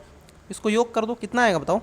32, कितना आएगा? 32,760, 32,760 किसका होता है? ये होता है 181 का। 61 आएगा बेटा, क्योंकि ये 61 है ना, तो 61 आएगा, वहाँ पे 61 है। तो ये आ जाएगा 32,761। तो कितना होता है? 81 का होता है। तो किसका आएगा आंसर? Option number D. इसमें कुछ था ही नहीं, आप अगर आप अच्छे से इस चीज़ को समझें तो इसमें था ही नहीं कुछ भी। तो 35 का जो करेक्ट आंसर होगा ऑप्शन नंबर, क्योंकि हमें कोण निकालना था ना, किसका? हमें निकालना था एक्स का। एक्स का कौन सा था? आधार हमने रखा था, कुछ भी रख सकते थे हम, क्योंकि 3 हमें पूछी थी, 2 भुजाएं देके रखी थी, एक हमारे पास नहीं थी, तो तीसरी थी 181। नेक्स्ट, बड़ा ही अच्छा क्वेश्चन है, देखिएगा। बैडमिंटन खेलने वाले 12 खिलाड़ियों में से एक मैच के लिए 6 खिलाड़ियों की टीम बनाई जाती है। ये 6 खिलाड़ियों में से एक खिलाड़ी को लीडर बनाया जाता है। लीडर के साथ एक टीम का चयन करने के सभी संभावित तरीकों का निर्धारण कीजिए। बहुत ही ईजी सा क्वेश्चन है, अगर आप इसको बहुत अच्छे वे में समझेंगे तो समझ में आएगा, नहीं समझेंगे तो कुछ समझ में नहीं आएगा। आओ देखते हैं कैसे। देखो बेटा, इस चीज़ को समझो। 12 आपके पास में खिलाड़ी थे, ठीक है। उसमें से आपने क्या करना था? 6 खिलाड़ियों की एक टीम बनानी थी, ठीक है। तो 6 हमने क्या किया था?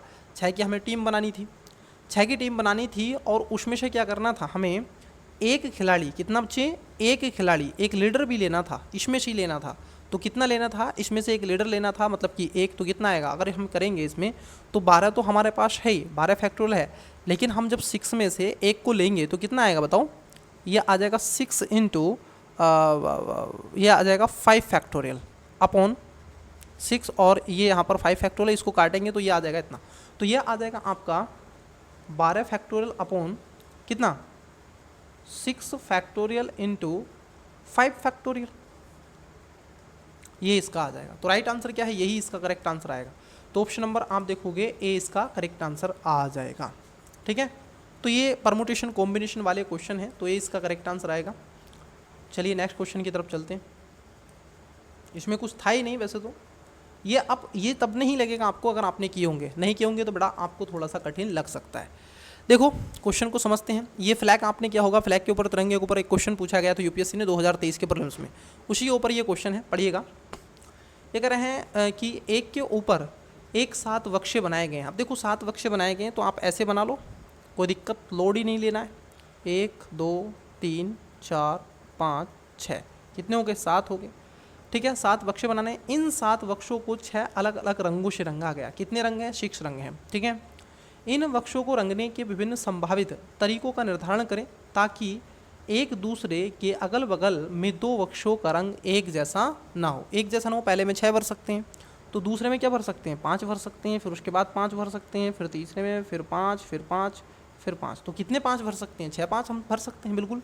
तो हम कहेंगे 6 इंटू 5 की पावर कितनी, 6। तो यही इसका राइट आंसर हो जाएगा, क्योंकि 6 में तो हम 5 5 भर ही सकते हैं ना इनमें, बाकी के में तो एक भरेंगे। 6 में एक देखो, इसमें क्या भर दो, सारे भर दो, फिर इसमें एक कम भर दो, जो सा इसमें था इसमें भर दो। तो ऐसे आप कर सकते हैं। तो यहाँ पर क्या था, ईजी था ये भी, जैसे फ्लैग वाला क्वेश्चन था वैसे ये है। तो ऑप्शन नंबर क्या हो जाएगा, बी इसका करेक्ट आंसर हो जाएगा। 38 नंबर का क्वेश्चन है, इसका आंसर आप दें बिल्कुल एक तरीके से, बहुत ही ईजी सा क्वेश्चन है। ठीक है, ये 38 नंबर का आप इसका करेक्ट आंसर दें, कमेंट्स करें। लुप्त पद आपको आता ही है, ईजी सा है। आइए मैं नेक्स्ट क्वेश्चन की तरफ बढ़ता हूँ। देखो इस क्वेश्चन में क्या करना है, इस क्वेश्चन को समझो। प्रिया ने क्या किया है कि 774 पुस्तकें खरीदी और उसने दुकानदार को क्या किया, आप देखोगे 4,51,726 रुपये का भुगतान कर दिया। 4 लाख रुपए की किताबें लेके आई यूपीएससी की, कितनी 474 किताबें ले आई, मान लो उसने पूरा शोरूम बना दिया। देखो जरा, तो उसने 474 रुपये की किताबें दी और कितना 45,1726 इतने रुपए का भुगतान कर दिया। भुगतान किए गई राशि में अंक 4, 5 और 7 गलत था तथा शेष सभी अंक सही थे। ठीक है, तो निम्नलिखित में से कौन सा विकल्प प्रकाशन के भुगतान की गई राशि सही थी, मतलब कि कौन सी वाली राशि थी जो सही थी। देखो आपको क्या करना है, राशि निकालने के लिए जो आपकी किताबें हैं उसके आपको निकालना पड़ेगा भाग करके। कैसे निकालोगे, देखो बेटा, इसके हमें फैक्टराइज कर देने हैं। तो 2 से भाग कर लेते हैं। 2 से भाग करोगे 2 दूनी 4 और 3 दूनी 6 और 7 दूनी 14। क्या ये 7 से चला जाएगा क्या, ये 3 से जाएगा, 3 से जाएगा क्या, 3 से चला जाएगा। 3 सत्ते 21, 3 सत्ते 21 और 3 नम 27। अब मुझे बताइएगा क्या ये 69 से जाता है, कोई संख्या जाती है 69 किसी को डिवाइड कर सकता, नहीं कर सकता। तो ये क्या जाएगा, आप देखोगे 79 से जाएगा। अब देखो बेटा होगा क्या कि 474 के आपके पास में कितने फैक्टोरियल ये आपके पास में है। ठीक है, कितने हैं, 2 है, 3 है और आपका 79 है। बेटा ये जो आपको दे के रखा है, जो नंबर, जो इसमें से ऑप्शन चाहे ए हो, बी हो, सी हो, डी हो, जो भी हो, जो आपका इन तीनों से डिवाइड हो गया, विभाजित हो गया, तो वो इसका करेक्ट आंसर होगा। और इसमें जो आप देखोगे विभाजित होगा, आप एक एक करके जब विभाजित करोगे, पहले को जैसे विभाजित करो, जैसे पहला वाला है 82, 11, 26 को आप विभाजित करोगे 3 से नहीं होगा। 3 का मतलब है कि सबको योग कर लो और विभाजित कर दो। जो बी है अगर हम देखें, ये 3 और 79 से विभाजित नहीं होता है। सी को अगर हम देखें 33, 13, 26 जो है आपका, तो ये खास तौर पर आप देखोगे तीनों से विभाजित हो जाता है, 33, 13, 26 ये नहीं होता है। तो सी इसका राइट आंसर हो जाएगा। Got it. चलिए आज की क्लास के अंतिम क्वेश्चन की तरफ बढ़ते हैं, देखते हैं क्वेश्चन है क्या है, पैसेज है। ठीक है, क्वेश्चन है आज की क्लास का लास्ट क्वेश्चन।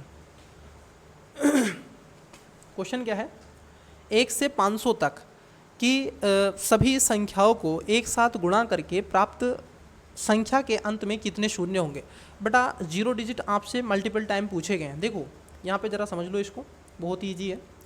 1 से कितना पूछा है आपसे, 1 से 500 तक पूछा गया। अब ये 1 से 500 पूछता, ये 5000 भी पूछ लेता, 0। ठीक है, तो आप निकाल लेते अगर गुणा में होता।